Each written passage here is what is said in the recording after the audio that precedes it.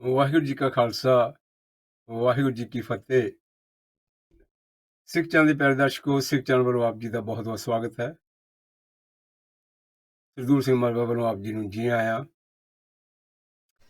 ਸਾਡਾ ਹਫ਼ਤਾਵਾਰੀ ਪ੍ਰੋਗਰਾਮ, ਜਿਹਦੇ ਵਿੱਚ ਅਸੀਂ ਦੁਨੀਆ ਭਰ ਦੀਆਂ ਗੱਲਾਂ ਬਾਤਾਂ, ਕੀ ਕੁਛ ਹੋ ਰਿਹਾ, ਉਹਦੇ 'ਤੇ ਥੋੜ੍ਹੀ ਜਿਹੀ ਨਜ਼ਰੀਆ ਮਾਰਦੇ ਹਾਂ।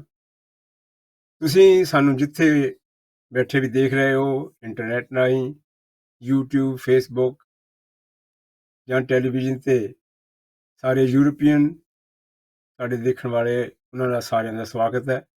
ਤੋ ਹੋਰ ਜਿੱਥੋਂ ਵੀ ਤੁਸੀਂ ਦੇਖ ਰਹੇ ਹੋ, ਤੁਹਾਡਾ ਸਾਰਿਆਂ ਦਾ ਧੰਨਵਾਦ। ਤੁਸੀਂ ਸਾਨੂੰ ਉਤਸ਼ਾਹਿਤ ਕਰਦੇ ਹੋ, ਸ਼ਾਬਾਸ਼ ਦਿੰਦੇ ਹੋ, ਅਤੇ ਅਸੀਂ ਕੋਸ਼ਿਸ਼ ਕਰਦੇ ਹੈਗੇ ਹਾਂ ਕਿ ਅਸੀਂ ਜੋ ਵੀ ਪ੍ਰੋਗਰਾਮ ਹੈ, ਉਹਦੇ 'ਤੇ ਚੰਗੀ ਤਰ੍ਹਾਂ ਘੋਖ ਕੇ, ਪੜਤਾਲ ਕਰਕੇ, ਰਿਸਰਚ ਕਰਕੇ ਤੁਹਾਡੇ ਸਾਹਮਣੇ ਲੈ ਕੇ ਆਈਏ। ਸੋ ਅੱਜ ਵੀ ਇਸੇ ਤਰ੍ਹਾਂ ਹੀ ਤੁਹਾਡੇ ਨਾਲ ਗੱਲਬਾਤ ਕਰਦੇ ਹਾਂ। ਹਮੇਸ਼ਾ ਦੀ ਤਰ੍ਹਾਂ ਸਾਥੀ ਡਾਕਟਰ ਬਲਦੇਵ ਸਿੰਘ ਜੀ ਕੰਦੋਲਾ ਮੇਰੇ ਨਾਲ ਨੇ, ਜੋ ਕੁਛ ਵੀ ਸਾਡੇ ਅੱਜ ਕੱਲ੍ਹ ਦੀਆਂ ਗੱਲਾਂ ਬਾਤਾਂ ਹੋ ਰਹੀਆਂ, ਉਹਦੇ 'ਤੇ ਆਪੋ ਆਪਣੇ ਵਿਚਾਰ ਦੇਣਗੇ। ਬਲਦੇਵ ਜੀ, ਵਾਹਿਗੁਰੂ ਜੀ ਖਾਲਸਾ, ਵਾਹਿਗੁਰੂ ਜੀ ਕੀ ਫਤਿਹ। ਵਾਹਿਗੁਰੂ ਜੀ ਕਾ ਖਾਲਸਾ, ਵਾਹਿਗੁਰੂ ਜੀ ਕੀ ਫਤਿਹ ਜੀ। ਬਹੁਤ ਬਹੁਤ ਧੰਨਵਾਦ ਬਲਦੇਵ ਜੀ। ਮੇਰਾ ਖਿਆਲ ਹੈ ਵੀ ਆਪਣਾ ਵੀਕਐਂਡ ਤੇ ਹੋਰ ਜਿੰਨਾ ਵੀ ਠੰਡੀ ਦਾ ਮੌਸਮ ਜਿਹੜਾ ਹੈਗਾ, ਉਹਦੇ ਵਿੱਚ ਤੁਸੀਂ ਆਪਣਾ ਸਾਰਾ, ਮੈਂ ਕਿਹਾ ਕਾਰਾ ਕੂਰਾ ਕਾਫੀ ਕੂਰਾ ਜਿੱਦਾਂ ਕਹਿੰਦੇ ਸਿਰ ਕੇ ਲਾਹ ਲੂ ਕੇ ਫਿਰ ਬਾਹਰ ਬੂਰ ਜਾਣ ਦਾ ਜਿਹੜਾ ਹੈਗਾ, ਕਾਫੀ ਇਸ ਵੇਲੇ ਜ਼ੋਰਾਂ ਤੇ ਹੈਗੀ ਹੈ ਠੰਡੀ। ਤੇ ਹੌਲੀ ਹੌਲੀ ਇਹਦਾ ਵੀ ਮੌਸਮ ਹੈਗਾ, ਇਹ ਵੀ ਚਲੇ ਜਾਏਗੀ ਤੇ ਫਿਰ ਦਿਨ ਹੋਰ ਪੱਧਰੇ ਆਉਣੇ ਸ਼ੁਰੂ ਹੋ ਜਾਣਗੇ। ਸੋ ਆਓ ਬਲਦੇਵ ਜੀ, ਆਪਾਂ ਜਿਹੜੀ ਗੱਲਬਾਤ ਕਰਦੇ ਹਾਂ, ਕਿਉਂਕਿ ਜਿਹੜੀ ਰਸ਼ੀਆ ਤੇ ਯੂਕਰੇਨ ਦੀ ਲੜਾਈ ਹੈ, ਇਹਦੇ ਵਿੱਚ ਬੜਾ ਬਾਹਰਲੇ ਜਿਹੜੇ ਹੋਰ ਮੁਲਕ ਹੈਗੇ, ਉਹਨਾਂ ਨੇ ਸੈਂਕਸ਼ਨਸ, ਯਾਨੀ ਸੈਂਕਸ਼ਨ ਤੋਂ ਭਾਵ ਉਹਨਾਂ ਨੇ ਜਿਹੜੀ ਇੰਪੋਰਟ ਤਾਂ ਐਕਸਪੋਰਟ ਜਾਂ ਉਹਨਾਂ ਨੂੰ ਕਾਫੀ ਬੰਦ ਕੀਤਾ ਹੈਗਾ, ਉਹਨਾਂ ਦੇ ਕੋਲੋਂ ਤੇਲ ਲੈਣਾ ਬੰਦ ਕੀਤਾ ਹੈਗਾ, ਤੇ ਹੋਰ ਚੀਜ਼ਾਂ ਜਿਹੜੀਆਂ ਹੈਗੀਆਂ ਐਕਸਪੋਰਟ 'ਤੇ ਪਾਬੰਦੀਆਂ ਜਿਹੜੀਆਂ ਬਾਕੀ ਦੇ ਮੁਲਕਾਂ ਨੇ ਵੀ ਲਗਾਈਆਂ ਹੈਗੀਆਂ। ਹਾਲਾਂਕਿ ਕਿ ਤੁਸੀਂ ਦੇਖਿਆ ਹੋਣਾ ਪਿਛਲੇ ਦਿਨਾਂ ਦੇ ਵਿੱਚ ਆਪਣਾ ex prime minister Boris Johnson ਉੱਥੇ ਫੇਰ ਜਾ ਕੇ ਮਿਲ ਕੇ ਆਇਆ, ਤੇ ਕਿਉਂਕਿ ਜਿੰਨਾ ਕੁ ਚਿਰ ਉਹ ਸੀਗਾ ਪ੍ਰਾਈਮ ਮਿਨਿਸਟਰ, ਉਹਨੇ ਕਾਫੀ ਇਹਦੇ 'ਤੇ ਬੜਾ ਜ਼ੋਰ ਦਿੱਤਾ ਸੀਗਾ। ਸੋ ਜਿਹੜੀਆਂ ਸੈਂਕਸ਼ਨਸ ਹੈਗੀਆਂ, ਉਹਨਾਂ ਦੇ ਨਾਲ ਕੀ ਰਸ਼ੀਆ ਦੇ ਉੱਤੇ ਕੋਈ ਪ੍ਰਭਾਵ ਪਿਆ, ਜਾਂ ਕਿਸੇ ਕਿਸਮ ਦਾ ਉਹਨਾਂ ਨੇ ਤੇ ਮਤਲਬ ਜਾਣੀ ਲੜਾਈ ਨੂੰ ਘਟਾਉਣ ਲਈ ਜਾਂ ਬੰਦ ਕਰਨ ਲਈ, ਜਾਂ ਕਿੱਦਾਂ? ਕਿਉਂਕਿ ਜਿਹੜੇ ਇਹ ਸੈਂਕਸ਼ਨਸ ਜਿਹਨੂੰ ਕਹਿੰਦੇ ਹੈਗੇ ਆ, ਇਹ ਕਰਦੇ ਤਾਂ ਹੀ ਹੁੰਦੇ ਹੈਗੇ ਕਿ ਤਾਂ ਕਿ ਉਹਦੇ ਉੱਤੇ ਕਾਫੀ ਤੋਂ ਕਾਫੀ ਪ੍ਰਭਾਵ ਪਵੇ, ਉਹਨੂੰ ਕਿਸੇ ਤਰੀਕੇ ਨਾਲ ਕਮਜ਼ੋਰ ਕੀਤਾ ਜਾਵੇ, ਜਾਂ ਇਹੋ ਜਿਹੀਆਂ ਗੱਲਾਂ ਜਿਹੜੀਆਂ ਆਮ ਤੌਰ 'ਤੇ ਦੁਨੀਆ ਦੇ ਜਿਹੜੇ ਮੁਲਕ ਬਾਕੀ ਦੇ ਇਕੱਠੇ ਹੋ ਕੇ ਸੈਂਕਸ਼ਨਸ ਕਰਦੇ ਹੈਗੇ, ਕੀ ਇਹਦੇ ਉੱਤੇ ਕੋਈ ਅਸਰ ਪਿਆ ਹੈਗਾ? ਕਿਉਂਕਿ ਯੂਰਪੀਅਨ, ਯੂਨਾਈਟਿਡ ਸਟੇਟਸ, ਆਪਣੇ UK, ਜਿੰਨੇ ਵੀ ਜਿਹੜੇ ਮਤਲਬ G7 ਦੇ ਜਾਂ ਜਿਹੜੇ ਤਕੜੇ ਮੁਲਕ, ਡਿਵੈਲਪਡ ਕੰਟਰੀ ਜਿਹਨਾਂ ਨੂੰ ਆਪਾਂ ਕਹਿੰਦੇ ਹੈਗੇ ਆ, ਉਹਨਾਂ ਦੇ ਵੱਲੋਂ ਇਹ ਜਿਹੜੀਆਂ ਸੈਂਕਸ਼ਨਸ ਕੀਤੀਆਂ ਜਾ ਰਹੀਆਂ, ਤੇ ਕੀ ਇਹਦਾ ਲੜਾਈ ਦੇ ਉੱਤੇ ਜਾਂ ਰਸ਼ੀਆ ਦੇ ਉੱਤੇ ਕੀ ਅਸਰ ਪੈ ਰਿਹਾ? ਕੁਲਦੀਪ ਜੀ। ਬਿਲਕੁਲ ਸਰਦੂਲ ਜੀ, ਦੇਖੋ ਆਪਾਂ ਇਸ ਲੜਾਈ ਬਾਰੇ ਹਰ ਪ੍ਰੋਗਰਾਮ ਦੇ ਵਿੱਚ ਕੁਝ ਨਾ ਕੁਝ ਗੱਲਬਾਤ ਤਾਂ ਕਰਦੇ ਹੀ ਹਾਂ। ਤੇ ਇਹ ਜਿਹੜਾ ਮੁੱਦਾ ਹੈਗਾ ਆ, ਜਿਹਨਾਂ ਨੂੰ ਸੈਂਕਸ਼ਨਸ ਕਹਿੰਦੇ ਹੈਗੇ ਆ, ਕਿ ਉਹਨਾਂ ਦੇ ਨਾਲ ਜਿਹੜੀ ਆ ਗੱਲਬਾਤ ਜਾਂ ਉਹਨਾਂ ਦੇ ਨਾਲ ਜਿਹੜੀ ਤਜਾਰਤ ਕਰਨੀ ਆ, ਉਹ ਇਹਨਾਂ ਨੇ ਕਿਹਾ ਸੀਗਾ ਵੈਸਟਰਨ ਮੁਲਕ, ਖਾਸ ਕਰ ਜਿਹੜੇ ਵੈਸਟਰਨ ਯੂਰਪੀਅਨ, ਜਿਹੜੇ ਖਾਸ ਕਰਕੇ ਹੈਗੇ ਨੇਟੋ ਦੇ ਮੈਂਬਰ ਹੈਗੇ ਆ। ਤੇ ਜਦੋਂ ਇਹ ਪਿਛਲੇ ਸਾਲ ਫਰਵਰੀ 'ਚ ਲੜਾਈ ਸ਼ੁਰੂ ਹੋਈ ਸੀ, ਤੇ ਇਹਨਾਂ ਨੇ ਇਹ ਸੋਚਿਆ ਸੀਗਾ ਕਿ ਬਈ ਜੇ ਕਿਉਂਕਿ ਰੂਸ ਦੀ ਜਿਹੜੀ ਆਮਦਨ ਦਾ ਜ਼ਰੀਆ ਆ, ਉਹ ਉਹਨਾਂ ਦੀ ਜਿਹੜੀ ਆਇਲ ਐਂਡ ਗੈਸ ਜਿਹੜਾ ਵੇਚਦੇ ਆ ਦੁਨੀਆ ਨੂੰ, ਉਹ ਜ਼ਿਆਦਾ ਉਹਨਾਂ ਨੂੰ ਪੈਸੇ ਉਸ ਐਕਸਪੋਰਟ ਤੋਂ ਆਉਂਦੇ ਆ। ਤੇ ਇਹਨਾਂ ਨੇ ਸੋਚਿਆ ਸੀ, ਕਿਉਂਕਿ ਜਰਮਨੀ ਨੂੰ ਬਹੁਤ ਆਉਂਦੀ ਆ ਰੂਸ ਤੋਂ ਗੈਸ, ਤੇ ਇਨਫੈਕਟ ਜਰਮਨੀ ਦੀ ਜਿਹੜੀ ਜਿੰਨੀ ਵੀ ਇੰਡਸਟਰੀ ਹੈਗੀ ਆ, ਉਹ ਰੂਸ ਦੀ ਗੈਸ 'ਤੇ ਹੀ ਨਿਰਭਰ ਹੈਗੀ ਆ। ਔਰ ਇਸ ਤੋਂ ਇਲਾਵਾ ਜਿਹੜੇ ਹੋਰ ਵੀ ਯੂਰਪ ਦੇ ਦੇਸ਼ ਹੈਗੇ ਆ, ਜਿੱਦਾਂ ਪੋਲੈਂਡ ਹੈਗਾ ਆ, ਉਹ ਛੋਟੇ ਛੋਟੇ ਮੁਲਕ ਜਿਹੜੇ ਹੈਗੇ ਉਹਦੇ ਨਾਲ ਲੱਗਦੇ, ਪੋਲੈਂਡ ਦੇ, ਲਾਟਵੀਆ ਹੋਇਆ, ਲਿਥੂਏਨੀਆ ਹੋਇਆ, ਉਹ ਵੀ ਜਿਹੜੀ ਰੂਸ ਦੀ ਗੈਸ ਆ ਉਹਦੇ 'ਤੇ ਨਿਰਭਰ ਕਰਦੇ ਸੀ। ਤੋ ਜਦੋਂ ਉਹ ਲੜਾਈ ਸ਼ੁਰੂ ਹੋਈ, ਤਾਂ ਇਹਨਾਂ ਨੇ ਸੋਚਿਆ ਕਿ ਬਈ ਜੇਕਰ ਅਸੀਂ ਉਹਨਾਂ ਤੋਂ ਇਹ ਖਰੀਦ ਜਿਹੜੀ ਆ ਬੰਦ ਕਰ ਦਈਏ, ਤਾਂ ਉਹਨਾਂ ਦਾ ਕਾਫੀ ਆਰਥਿਕ ਪ੍ਰਭਾਵ ਰੂਸ 'ਤੇ ਪਊਗਾ, ਤੇ ਉਹ ਜਿਹੜੀ ਲੜਾਈ ਆ ਉਹਦੇ ਵਿੱਚੋਂ ਸ਼ਾਇਦ ਉਹ ਗੁਰੇਜ਼ ਕਰਨਗੇ, ਜਾਂ ਉਹਦੇ ਲੜਾਈ ਨੂੰ ਘਟਾ ਦੇਣਗੇ, ਜਾਂ ਯੂਕਰੇਨ ਦੇ ਵਿੱਚੋਂ ਬਾਹਰ ਨਿਕਲ ਜਾਣਗੇ। ਬੇਸਿਕਲੀ ਸੋਚਿਆ ਇਹਨਾਂ ਨੇ ਇਹ ਸੀ ਕਿ ਵੀ ਉਹਨਾਂ ਨੂੰ ਇਸ ਲੜਾਈ ਦੇ ਵਿੱਚ, ਯੂਕਰੇਨ ਦੀ ਲੜਾਈ ਦੇ ਵਿੱਚ ਹਾਰ ਹੋਣੀ ਚਾਹੀਦੀ ਹੈ। ਲੇਕਿਨ ਉਹ ਕਿਸੇ ਤਰ੍ਹਾਂ ਵੀ ਪਹਿਲੋਂ ਪਹਿਲ ਤਾਂ ਲੱਗਦਾ ਸੀਗਾ ਕਿ ਬਈ ਇਹ ਸਾਰੇ ਇਹਨਾਂ ਨੇ ਤੁਹਾਨੂੰ ਪਤਾ ਕਿ ਉਹਨਾਂ ਦੀਆਂ ਫਲਾਈਟਸ ਜਿਹੜੀਆਂ ਸੀਗੀਆਂ ਉਹ ਵੀ ਬੰਦ ਕਰ ਦਿੱਤੀਆਂ ਸੀਗੀਆਂ। ਯੂਰਪ ਨੂੰ ਕੋਈ ਵੀ ਆਉਣ ਵਾਲੀ ਫਲਾਈਟ ਮਾਸਕੋ ਤੋਂ ਇੱਧਰ ਨੂੰ ਨਹੀਂ ਸੀ ਆਉਂਦੀ। ਸੋ ਇੱਕਦਮ ਇਕੱਠੇ ਹੋ ਕੇ ਇਹ ਮਗਰ ਤਾਂ ਉਹਨਾਂ ਦੇ ਪਏ ਸੀਗੇ, ਲੇਕਿਨ ਹੌਲੀ ਹੌਲੀ ਪਤਾ ਇਹ ਲੱਗਾ ਕਿ ਉਹਨਾਂ ਦੇ ਉੱਪਰ ਇਹਨਾਂ ਬੰਦਿਸ਼ਾਂ ਦਾ ਕੋਈ ਖਾਸ ਅਸਰ ਨਹੀਂ ਪਿਆ। ਉਹ ਇਸ ਲਈ ਨਹੀਂ ਪਿਆ ਕਿਉਂਕਿ ਉਧਰ ਜਿਹੜੇ ਭਾਰਤ ਤੇ ਹੂੰ ਚੀਨ ਜਿਹੜੇ ਸੀਗੇ ਉਹਨਾਂ ਨੇ ਉਹਨਾਂ ਦਾ ਜਿਹੜਾ ਆਇਲ ਸੀਗਾ ਉਹ ਬਹੁਤ ਭਾਰੀ ਮਾਤਰਾ ਦੇ ਵਿੱਚ ਖਰੀਦਣਾ ਸ਼ੁਰੂ ਕਰ ਦਿੱਤਾ। ਸੋ ਹਾਂਜੀ ਹਾਂਜੀ ਜਿਹੜੀ ਹਾਂਜੀ ਜਿਹੜੀ ਆਇਲ ਦੀ ਨਿਰਯਾਤ ਕਰਦੇ ਸੀਗੇ ਰੂਸੀ, ਉਹ ਬਜਾਏ ਇਹਦੇ ਕਿ ਇਹਨਾਂ ਵੈਸਟਰਨ ਮੁਲਕਾਂ ਨੂੰ ਕਾਰਨ ਉਹਨਾਂ ਦੇ ਉਹਦੀ ਕੀਮਤ ਥੋੜ੍ਹੀ ਕਰ ਦਿੱਤੀ। ਔਰ ਭਾਰਤ ਤੇ ਚੀਨ ਵਰਗੇ ਮੁਲਕਾਂ ਨੇ ਕਿਹਾ ਕਿ ਵੀ ਹੁਣ ਕੀਮਤ ਜਿਹੜੀ ਆ ਥੋੜ੍ਹੀ ਹੋ ਗਈ ਆ ਤੇ ਆਪਾਂ ਕਿਉਂ ਨਾ ਉਹਨਾਂ ਤੋਂ ਖਰੀਦਣਾ ਸ਼ੁਰੂ ਕਰ ਦਈਏ। ਸੋ ਜਿਹੜਾ ਕਿ ਭਾਰਤ ਵਰਗੇ ਦੇਸ਼ ਜਿਹੜੇ ਕਿ ਰੂਸ ਤੋਂ ਸਿਰਫ 5-10% ਆਪਣਾ ਜਿਹੜਾ ਆਇਲ ਖਰੀਦਦੇ ਸੀ, ਬਾਕੀ ਖਰੀਦਦੇ ਸੀ ਉਹ ਈਰਾਨ ਤੇ ਹੋਰ ਮਿਡਲ ਈਸਟ ਦੇ ਮੁਲਕਾਂ ਤੋਂ, ਉਹਨਾਂ ਨੇ ਉਹਦੀ ਜਿਹੜੀ ਪਰਸੈਂਟੇਜ ਵਧਾ ਕੇ 70% ਕਰ ਦਿੱਤੀ। ਇਸੇ ਤਰ੍ਹਾਂ ਚੀਨ ਨੇ ਵੀ ਉਹਨਾਂ ਨੂੰ ਖਰੀਦਣਾ ਜ਼ਿਆਦਾ ਕਰ, ਭਾਵੇਂ ਕੀਮਤ ਥੋੜ੍ਹੀ ਸੀ ਪਰ ਰੂਸ ਦਾ ਜਿਹੜਾ ਉਹ ਤੇਲ ਸੀਗਾ ਉਹ ਉਸੇ ਤਰ੍ਹਾਂ ਵਿਕਦਾ ਰਿਹਾ ਜਿੱਦਾਂ ਕਿ ਪਹਿਲਾਂ ਵਿਕਦਾ ਸੀਗਾ। ਇਹਦੇ ਵਿੱਚ ਕੋਈ ਸ਼ੱਕ ਨਹੀਂ ਕਿ ਉਹਨਾਂ ਨੂੰ ਨੁਕਸਾਨ ਤਾਂ ਜ਼ਰੂਰ ਹੋਇਆ ਹੋਣਾ, ਲੇਕਿਨ ਉਹ ਨੁਕਸਾਨ ਇੰਨਾ ਨਹੀਂ ਹੋਇਆ ਜਿੰਨਾ ਕਿ ਇਹ ਪੱਛਮ ਦੇ ਮੁਲਕ ਜਿਹੜੇ ਸੀਗੇ ਉਹਨਾਂ ਦੀ ਇੱਕ ਕਿਸਮ ਦੀ ਕਹਿ ਲਓ ਕਿ ਉਹਨਾਂ ਦੀ ਹੱਟੀ ਬੰਦ ਕਰਨਾ ਚਾਹੁੰਦੇ ਸੀਗੇ, ਤੇਲ ਦੀ ਹੱਟੀ, ਤੇ ਉਹ ਉਹਨਾਂ ਤੋਂ ਬੰਦ ਨਹੀਂ ਹੋਈ ਹੈਗੀ ਕਿਉਂਕਿ ਭਾਰਤ ਤੇ ਚੀਨ ਵਰਗੇ ਮੁਲਕਾਂ ਨੇ ਉਹ ਜਿਹੜੀ ਆਪਣੀ ਜਿਹੜੀ ਖਰੀਦ ਸੀਗੀ ਤੇਲ ਦੀ ਉੱਥੋਂ ਉਹਨਾਂ ਤੋਂ ਲੈਣੀ ਸ਼ੁਰੂ ਕਰ ਦਿੱਤੀ। ਤੇ ਬਾਕੀ ਜਿਹੜਾ ਸੀਗਾ ਜਿਹੜੀ ਗੈਸ ਦਾ ਚੱਕਰ ਆ ਉਹ ਵੀ ਇਸੇ ਤਰ੍ਹਾਂ ਹੋਇਆ। ਚਲੋ ਭਾਰਤੀ ਇੰਨਾ ਗੈਸ ਤਾਂ ਨਹੀਂ ਲੈਂਦੇ ਹੈਗੇ, ਲੇਕਿਨ ਉਹਦਾ ਵੀ ਅਸਰ ਭਾਵੇਂ ਇਹਨਾਂ ਨੇ ਬੰਦ ਕਰ ਦਿੱਤਾ ਹੈਗਾ। ਜਰਮਨੀ ਨੂੰ ਜਿੰਨੀ ਗੈਸ ਆਉਂਦੀ ਸੀ ਉਹਨੂੰ ਬਹੁਤ ਘਟਾ ਦਿੱਤਾ, ਉਹਦਾ ਵੀ ਅਸਰ ਰੂਸ ਦੀ ਇਕੋਨਮੀ ਤੇ ਬਹੁਤ ਘੱਟ ਪਿਆ ਲੱਗਦਾ। ਸੋ ਇਸੇ ਲਈ ਉਹ ਜਿਹੜੀ ਲੜਾਈ ਆ ਉਹ ਜਾਰੀ ਆ। ਰੂਸ ਤੇ ਉਹਨਾਂ ਦਾ ਨੁਕਸਾਨ ਤਾਂ ਜ਼ਰੂਰ ਹੋਇਆ, ਲੇਕਿਨ ਇੰਨਾ ਨੁਕਸਾਨ ਨਹੀਂ ਹੋਇਆ ਜਿੰਨਾ ਕਿ ਇਹ ਪੱਛਮ ਦੇ ਮੁਲਕ ਸਮਝਦੇ ਸੀ ਕਿ ਹੋਏਗਾ, ਕਿ ਉਹਨਾਂ ਦੀ ਜਿਹੜੀ ਯੂਕਰੇਨ ਦੇ ਨਾਲ ਲੜਾਈ ਆ ਕਿ ਉਹਦੇ ਤੇ ਅਸਰ ਪਊਗਾ। ਉਹਦਾ ਅਸਰ ਸਿਰਫ ਤੇ ਸਿਰਫ ਜੇ ਪਿਆ ਹੈਗਾ ਤਾਂ ਉਹ ਇਹੀ ਪਿਆ ਹੈਗਾ ਕਿ ਲੱਗਦਾ ਇਹ ਹੈ ਕਿ ਯੂਕਰੇਨ ਵਾਲੇ ਆਪਣੀ ਮਿਲਟਰੀ ਪੱਧਰ ਤੇ ਬੜੇ ਤਿਆਰ ਸੀਗੇ ਔਰ ਇਹਨਾਂ ਨੂੰ ਯੂਕਰੇਨ ਨੂੰ ਜਿਹੜੇ ਪੱਛਮੀ ਮੁਲਕ ਆ ਉਹਨਾਂ ਤੋਂ ਮਦਦ ਵੀ ਬਹੁਤ ਮਿਲਦੀ ਆ।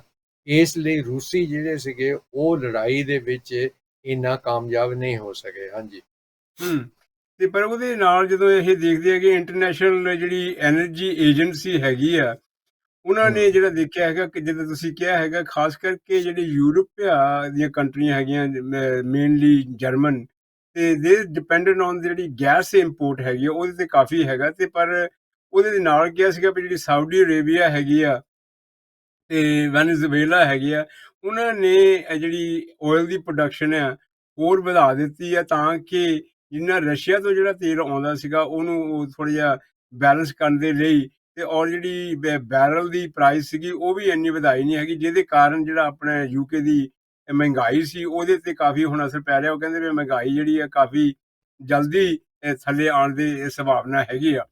ਸੋ ਜਿਹੜਾ ਜਿਹੜਾ ਇਹ ਗੈਸ ਦਾ ਰਲਾਇਆ ਹੈਗਾ ਵੀ Europe still relies on Russian gas, ਇਹ ਚੀਜ਼ਾਂ ਜਿਹੜੀਆਂ ਹੈਗੀਆਂ ਇਹਦੇ ਤੋਂ ਨਾਲ ਲੈ ਕੇ ਜਦੋਂ ਆਪਾਂ ਦੇਖਦੇ ਹੈਗੇ ਆ ਵੀ ਰਸ਼ੀਆ ਦੀ ਜਿਹੜੀ ਗੈਸ ਐਕਸਪੋਰਟ ਹੈਗੀ ਆ ਉਹ 56% ਜਿਹੜੀ ਆ ਉਹ ਜਰਮਨੀ ਲੈਂਦਾ, 29% Italy, 13% Netherland, France 11, Poland 10, Hungary 7, Spain 3 ਤੇ ਬੈਲਜੀਅਮ ਨੀਅਰਲੀ 1 ਪੁਆਇੰਟ। ਇਹ ਜਿੰਨੀ ਕੁ ਵੀ ਜਿਹੜਾ ਰਸ਼ੀਆ ਦਾ ਗੈਸ ਇੱਥੇ ਨੂੰ ਆ ਰਿਹਾ ਹੈਗਾ, ਤੇ ਪਰ ਜਿਹੜੇ ਇਹਦੇ ਕੋਲੋਂ ਨਹੀਂ ਲੈ ਰਹੇ ਹੈਗੇ ਮੁਲਕ, ਜਿਹੜੇ ਜਿੱਦਾਂ ਹੁਣ ਇੰਡੀਆ ਦੀ ਤੁਸੀਂ ਗੱਲ ਕੀਤੀ ਹੈਗੀ ਆ, ਉਹ ਇਹਦੇ ਤੇ ਕਾਫੀ ਐਡਵਾਂਟੇਜ ਲੈ ਰਹੇ, ਔਰ ਚੀਨ ਕਾਫੀ ਲੈ ਰਿਹਾ, ਔਰ ਟਰਕੀ ਵੀ ਉਹਨਾਂ ਦੇ ਕੋਲੋਂ ਜਿਹੜਾ ਤੇਲ ਆ ਉਹ ਲੈ ਰਿਹਾ ਹੈਗਾ। ਪਰ ਕਹਿਣ ਤੋਂ ਹੈਗਾ ਵੀ ਓਵਰਆਲ ਜੇ ਆਪਾਂ ਇਹ ਗੱਲ ਨੂੰ ਦੇਖਿਆ ਜਾਵੇ ਕਿ ਇਹ ਲੜਾਈ ਜਿਹੜੀ ਹੈਗੀ ਆ, ਲੜਾਈ ਦੇ ਉੱਤੇ ਜਿਹੜਾ ਅਸਰ ਆ ਉਹ ਇਹਨਾਂ ਗੱਲਾਂ ਦੇ ਨਾਲ ਜਿਹੜਾ ਪੈਣਾ ਚਾਹੀਦਾ ਸੀ ਉਹ ਇੰਨਾ ਪੈ ਨਹੀਂ ਰਿਹਾ। ਪਰ ਜਿੱਥੇ ਦੂਸਰੇ ਪਾਸੇ ਰਸ਼ੀਆ ਦੇਖ ਰਿਹਾ ਸੀਗਾ ਵੀ ਬਹੁਤ ਜਲਦੀ ਵੀ ਸ਼ਾਇਦ ਯੂਕਰੇਨ ਨੂੰ ਉਹ ਆਪਣੇ ਕਬਜ਼ੇ ਦੇ ਵਿੱਚ ਲੈ ਲਏਗਾ, ਉਹਦੇ ਤੇ ਫਤਿਹ ਪਾ ਲਏਗਾ, ਪਰ ਉਹ ਗੱਲ ਜਿਹੜੀ ਸੀਗੀ ਉਹ ਬਣ ਨਹੀਂ ਸਕੀ ਹੈਗੀ। ਪਰ ਕੀ ਹਾਲੇ ਵੀ ਜਿਹੜੀ ਇਹ ਸੈਂਕਸ਼ਨਸ ਹੈਗੀ ਹੈ ਇਹਨੂੰ ਹੋਰ ਵਧਾਉਣ ਦੇ ਲਈ ਜਿਹੜੇ ਵੈਸਟਰਨ ਮੁਲਕ ਹੈਗੇ ਆ, ਕੀ ਉਹ ਵਧਾਉਣ ਦੇ ਲਈ ਇਦੋਂ ਜ਼ਿਆਦਾ ਕੋਈ ਹੋਰ ਰਸ਼ੀਆ ਦੀ ਇਕਨੋਮੀ ਦੇ ਉੱਪਰ ਅਸਰ ਤਾਂ ਪੈ ਹੀ ਰਿਹਾ, ਹੋਰ ਕੀ ਕਿੰਨਾ ਕੁ ਅਸਰ ਪੈਣ ਦੀ ਆਪਣੀ ਸੰਭਾਵਨਾ ਹੈਗੀ ਹੈ? ਦੇਖੋ ਜੀ, ਜੀ ਜਿਸ ਤਰ੍ਹਾਂ ਤੁਸੀਂ ਅੰਕੜੇ ਦਿੱਤੇ ਹੀ ਆ, ਇਹਨਾਂ ਦੀ ਕੋਸ਼ਿਸ਼ ਤਾਂ ਹੈਗੀ ਆ ਕਿ ਵੀ ਉਹਦੇ ਤੇ ਅਸਰ ਪਵੇ, ਲੇਕਿਨ ਹੁਣ ਤੱਕ ਲਗਭਗ 1 ਸਾਲ ਦੇ ਵਿੱਚ ਰੂਸ ਦੀ ਇਕਨੋਮੀ ਤੇ ਦੇਖੋ ਅਸਰ ਤਾਂ ਜ਼ਰੂਰ ਪਿਆ ਹੈਗਾ, ਲੇਕਿਨ ਇੰਨਾ ਅਸਰ ਨਹੀਂ ਪਿਆ ਹੈਗਾ ਕਿ ਬਈ ਉਹਨਾਂ ਦੀ ਇਕਨੋਮੀ ਢਹਿ ਢੇਰੀ ਹੋ ਗਈ ਹੋਵੇ, ਜਾਂ ਜੋ ਇਹਨਾਂ ਨੇ ਕਰਨ ਦੀ ਕੋਸ਼ਿਸ਼ ਕੀਤੀ ਸੀਗੀ। ਉਹ ਇਸੇ ਕਰਕੇ ਕਿਉਂਕਿ ਦੁਨੀਆ ਜਿਹੜੀ ਆ ਬਹੁਤ ਖੁੱਲੀ ਆ, ਹਰ ਇੱਕ ਬੰਦਾ, ਹਰ ਮੁਲਕ ਜਿਹੜਾ ਆ ਆਪਣਾ ਸੁਤੰਤਰ ਤੌਰ ਤੇ ਦੂਜੇ ਮੁਲਕਾਂ ਦੇ ਨਾਲ ਵਪਾਰ ਕਰਦਾ ਹੈਗਾ, ਕਿਉਂਕਿ ਬਾਜ਼ਾਰ ਦੇ ਵਿੱਚ ਜਿਸ ਦੇਸ਼ ਨੂੰ ਕੋਈ ਚੀਜ਼ ਖਰੀਦਣ ਦੀ ਲੋੜ ਆ, ਜਿਹੜੀ ਉਹਨਾਂ ਨੂੰ ਸਸਤੇ ਭਾਅ ਮਿਲੂਗੀ ਉਹ ਉੱਥੋਂ ਖਰੀਦਣਗੇ, ਉਹ ਮਹਿੰਗੀ ਕਿਉਂ ਖਰੀਦਣ। ਇਸ ਲਈ ਉਹ ਖੁੱਲੀ ਮੰਡੀ, ਅੰਤਰਰਾਸ਼ਟਰੀ ਖੁੱਲੀ ਮੰਡੀ ਹੋਣ ਕਰਕੇ ਉਹਦਾ ਕਰਕੇ ਵੀ ਇਹਨਾਂ ਦਾ ਜਿਹੜੇ ਸੈਂਕਸ਼ਨਸ ਇਹਨਾਂ ਨੇ ਰੂਸ ਦੇ ਵਿਰੁੱਧ ਲਾਏ ਸੀ, ਉਹਦਾ ਬਹੁਤ ਘੱਟ ਅਸਰ ਪਿਆ ਹੈਗਾ। ਦੇਖੋ ਜਦੋਂ ਲੜਾਈ ਹੁੰਦੀ ਆ ਉਹਦੇ ਵਿੱਚ ਨੁਕਸਾਨ ਤਾਂ ਦੋਨਾਂ ਧਿਰਾਂ ਦਾ ਹੁੰਦਾ ਹੀ ਹੁੰਦਾ, ਲੇਕਿਨ ਇੰਨਾ ਨੁਕਸਾਨ ਨਹੀਂ ਹੋਇਆ ਜਿੱਦਾਂ ਤੁਸੀਂ ਕਿਹਾ ਹੀ ਹੈ ਕਿ ਬਈ ਰੂਸੀ ਸਮਝਦੇ ਸੀਗੇ ਕਿ ਬਈ ਉਹ ਦਵਾ ਦਵ ਯੂਕਰੇਨ ਦੇ ਅੰਦਰ ਘੁਸ ਜਾਣਗੇ, ਉੱਥੋਂ ਦੀ ਸਰਕਾਰ ਨੂੰ ਪਲਟਾ ਦੇ ਦੇਣਗੇ ਤੇ ਆਪਣੇ ਹਿੱਤਾਂ ਦੀ ਸਰਕਾਰ ਜਿਹੜੀ ਆ ਉੱਥੇ ਸਥਾਪਿਤ ਕਰ ਦੇਣਗੇ। ਉਹ ਵੀ ਕਾਮਯਾਬ ਨਹੀਂ ਹੋਏ, ਲੇਕਿਨ ਉਹਦੇ ਵਿਰੁੱਧ ਜੋ ਵੈਸਟਰਨ ਦੇਸ਼ਾਂ ਨੇ ਉਹਨਾਂ ਦੇ ਵਿਰੁੱਧ ਜਿਹੜੇ ਸੈਂਕਸ਼ਨ ਉਹਨਾਂ ਦੀ ਆਰਥਿਕ ਹਾਲਤ ਨੂੰ ਮੰਦਾ ਬਣਾਉਣ ਦੇ ਲਈ ਲਾਏ ਸੀਗੇ, ਉਹਦੇ ਵਿੱਚ ਉਹ ਵੀ ਕਾਮਯਾਬ ਨਹੀਂ ਹੋਏ। ਤੇ ਇਸੇ ਕਰਕੇ ਹੁਣ ਦੇਖਦੇ ਆ ਕਿ ਬਈ ਇਹ ਜਿਹੜੀ ਲੜਾਈ ਆ ਕਿਸ ਪਾਸੇ ਜਾਂਦੀ ਹੈਗੀ ਆ। ਜੀ ਹਾਂਜੀ, ਇਹ ਤੇ ਆਪਾਂ ਜਿੱਦਾਂ ਹਰ ਹਫ਼ਤੇ ਨਿਗਾਹ ਰੱਖਦੇ ਹੀ ਹੈਗੇ ਆ, ਹੋਰ ਇਹਦੀ ਕੀ ਡਿਵੈਲਪਮੈਂਟ ਹੁੰਦੀ ਹੈ, ਕਿੱਧਰ ਨੂੰ ਇਹਦਾ ਹੋਰ ਨਕਸ਼ਾ ਬਦਲਦਾ ਕਿ ਨਹੀਂ ਬਦਲਦਾ, ਬਾਕੀ ਦੇ ਮੁਲਕ ਜਿਹੜੇ ਹੈਗੇ ਉਹ ਸੈਂਕਸ਼ਨ ਬਿਲਕੁਲ ਨੂੰ ਜੀ। ਹੋਰ ਟਾਈਟ ਕਰਦੇ ਕਿ ਨਹੀਂ ਕਰਦੇ, ਆਉਣ ਵਾਲਾ ਸਮਾਂ ਸਾਨੂੰ ਦੱਸੇਗਾ। ਅਗਲੀ ਜਿਹੜੀ ਆਪਣੀ ਸਟੋਰੀ ਹੈਗੀ ਆ ਜਾਂ ਜਿਸਦੇ ਪਾਸੇ ਸੁਰਖੀ ਆਈ ਸੀ, ਅਮਰੀਕਾ ਦੇ ਵਿੱਚ ਯੈਟ ਅਗੇਨ ਫਿਰ ਸ਼ੂਟਿੰਗ ਹੋਈ ਹੈ ਕਿ ਮੇਰੇ ਖਿਆਲ ਸਾਲ ਕੋਈ ਵੀ ਜਿਹੜਾ ਨਵਾਂ ਚੜ੍ਹਦਾ ਜਾਂ ਉਹ ਸਾਲ ਦੇ ਵਿੱਚ 2-3 ਤਾਂ ਇਹੋ ਜਿਹੇ ਵਾਕਿਆ ਹੁੰਦੇ ਹੀ ਰਹਿੰਦੇ ਆ। ਪਰ ਹੁਣ ਐਤਕੀ ਜਿਹੜਾ ਇਹ ਲੂਨਰ ਨਿਊ ਈਅਰ ਜਿਹੜਾ ਉੱਥੇ ਲਾਸ ਐਂਜਲੀ ਦੇ ਵਿੱਚ ਮਨਾਇਆ ਜਾ ਰਿਹਾ ਸੀ, ਗੈਦਰਿੰਗ ਕਾਫੀ ਸੀਗੀ, ਜਿਹਦੇ ਵਿੱਚ ਸ਼ੂਟਿੰਗ ਜਿਹੜੀ ਕੀਤੀ ਹੈ ਗੋਲੀਆਂ ਦੇ ਨਾਲ, ਜਿਹਦੇ ਵਿੱਚ 10 ਤਕਰੀਬਨ ਬੰਦੇ ਮਰ ਗਏ ਆ ਤੇ ਤਕਰੀਬਨ 10 ਜਿਹੜੇ ਹੈਗੇ ਆ ਉਹ ਕ੍ਰਿਟੀਕਲੀ ਇਲ ਹੈਗੇ ਆ ਹਸਪਤਾਲ ਦੇ ਵਿੱਚ, ਜਿਨ੍ਹਾਂ ਦੇ ਗੋਲੀਆਂ ਵਗੈਰਾ ਲੱਗੀਆਂ ਹੈਗੀਆਂ। ਇਹ ਆਪਾਂ ਬਹੁਤ ਵਾਰੀ ਅੱਗੇ ਵੀ ਇਹਨਾਂ ਦੇ ਉੱਤੇ ਨਿਗਾਹ ਮਾਰ ਚੁੱਕੇ ਹੈਗੇ ਆ ਵੀ ਇਹੋ ਜਿਹੇ ਜਿਹੜੇ ਇਨਸੀਡੈਂਟ ਹੈਗੇ ਆ, ਵਾਕਿਆ ਹੁੰਦੇ ਆ, ਭਾਵੇਂ ਉੱਥੇ ਗਨ ਕੰਟਰੋਲ ਦੀ ਲੌਬੀ ਜਾਂ ਬੜਾ ਕੁਝ ਹਰ ਵੇਲੇ ਹੁੰਦਾ। ਸਕਸੈਸਿਵ ਪ੍ਰੈਜ਼ੀਡੈਂਟਸ ਜਿੰਨੇ ਵੀ ਆਏ ਹੈਗੇ ਆ, ਉਹਨਾਂ ਨੇ ਜੀ ਜੀ ਕੋਸ਼ਿਸ਼ ਕੀਤੀ ਆ ਜਾਂ ਇਸ ਕਾਨੂੰਨ ਨੂੰ ਬਦਲਣ ਦੀ ਜਾਂ ਕਿੱਦਾਂ, ਪਰ ਜਦੋਂ ਵੀ ਕੋਈ ਇਹੋ ਜਿਹੇ ਦੇਖਦੇ ਆ ਵੀ ਜਾਣੀ ਕੋਈ ਇਹ ਨਹੀਂ ਕਹਿ ਸਕਦੇ ਆਪਾਂ ਵੀ ਇਹ ਜੀ ਹੁਣ ਹੋ ਗਿਆ, ਗਾਹਾਂ ਨਹੀਂ ਹੋਏਗਾ। ਤੇ ਆਮ ਤੌਰ ਤੇ ਇੱਕ ਅੱਧਾ ਬੰਦਾ ਜਾਣੀ ਆਪਸ ਵਿੱਚ ਚੀਜ਼ਾਂ ਇਦਾਂ ਦੀ ਗੱਲ ਤਾਂ ਉੱਥੇ ਚੱਲਦੀ ਰਹਿੰਦੀ, ਕਿਉਂਕਿ ਮੇਰਾ ਖਿਆਲ ਜੇ ਇਹ ਵੀ ਆਪਾਂ ਸ਼ਬਦ ਵਰਤ ਲਈਏ ਵੀ ਉੱਥੇ ਰਾਸ਼ਨ ਦੇ ਨਾਲ ਹੀ ਗਨ ਵੀ ਖਰੀਦੀ ਜਾ ਸਕਦੀ ਹੈ, ਯਾਨੀ ਇੰਨਾ ਸੌਖਾ ਕੰਮ ਆ ਲਾਇਸੈਂਸ ਦੇ ਤੌਰ ਤੇ ਬਿਲਕੁਲ ਜਾਂ ਕਿੱਦਾਂ ਵੀ ਉਹ ਕਰਦੇ ਹੈਗੇ ਆ। ਪਰ ਹੁਣ ਐਤਕੀ ਦੀ ਜਿਹੜੀ ਸ਼ੂਟਿੰਗ ਹੈਗੀ ਆ, ਇਹਦੇ ਵਿੱਚ ਉਹਨਾਂ ਦੀ ਜਿਹੜੀ ਲਾਈਨ ਦਿੱਤੀ ਸੀਗੀ ਏਸ਼ੀਅਨ ਅਮਰੀਕਨਸ ਤੇ ਹੈਗਾ। ਹੁਣ ਏਸ਼ੀਅਨ ਤਾਂ ਆਪਾਂ ਦੇਖੋ ਇੰਡੀਆ, ਪਾਕਿਸਤਾਨ ਤਾਂ ਹੋਰ ਤੇ ਚਾਈਨਾ ਵੀ ਏਸ਼ੀਆ ਦੇ ਵਿੱਚ ਹੀ ਆਉਂਦਾ, ਤੇ ਐਤਕੀ ਉਹਨਾਂ ਨੇ ਏਸ਼ੀਆ ਜਿਹੜਾ ਫਿਰ ਇਹ ਸ਼ਬਦ ਵਰਤਿਆ ਹੈਗਾ। ਪਰ ਇਹ ਜਿਹੜੀ ਗੱਲ ਸੀਗੀ ਇਹ ਬਹੁਤੀ ਚਾਈਨੀਜ਼ ਵੀ ਜਿਹੜੇ ਬੰਦੇ ਹੈਗੇ ਉਹਨਾਂ ਦੇ ਉੱਪਰ ਗੋਲੀਬਾਰੀ ਚੱਲੀ ਹੈਗੀ ਹੈ, ਤੇ ਔਰ ਸਸਪੈਕਟ ਵੀ ਜਿਹੜਾ ਹੈਗਾ ਆ ਲੱਭ ਰਹੇ ਆ, ਉਹ ਵੀ ਚਾਈਨੀਜ਼ ਕਹਿ ਰਹੇ ਏਸ਼ੀਅਨ origin ਕਹਿ ਰਹੇ। ਇਹ ਸ਼ਬਦ ਜਿਹੜਾ ਬੜਾ ਇਸ ਤਰ੍ਹਾਂ ਵਰਤਿਆ ਜਾਂਦਾ ਹੈਗਾ, ਕਿਉਂਕਿ ਇਹਨੂੰ ਤੁਸੀਂ ਫਿਰ ਡਿਫਾਈਨ ਜਾਂ ਸਪੈਸੀਫਾਈ ਨਹੀਂ ਕਰ ਸਕਦੇ ਹੈਗੇ ਵੀ ਹਾਂਜੀ ਏਸ਼ੀਅਨ ਕੌਣ ਸੀਗਾ ਉਹ। ਸੋ ਇਹ ਹੈ ਬਿਲਕੁਲ ਕਿ ਇਹ ਜੀ। ਬੜੀ ਮੰਦਭਾਗੀ ਖਬਰ ਹੈਗੀ ਹੈ ਬਲਦੇਵ ਜੀ, ਇਹਦੇ ਤੁਸੀਂ ਕੀ ਕਹਿਣਾ ਚਾਹੁੰਦੇ?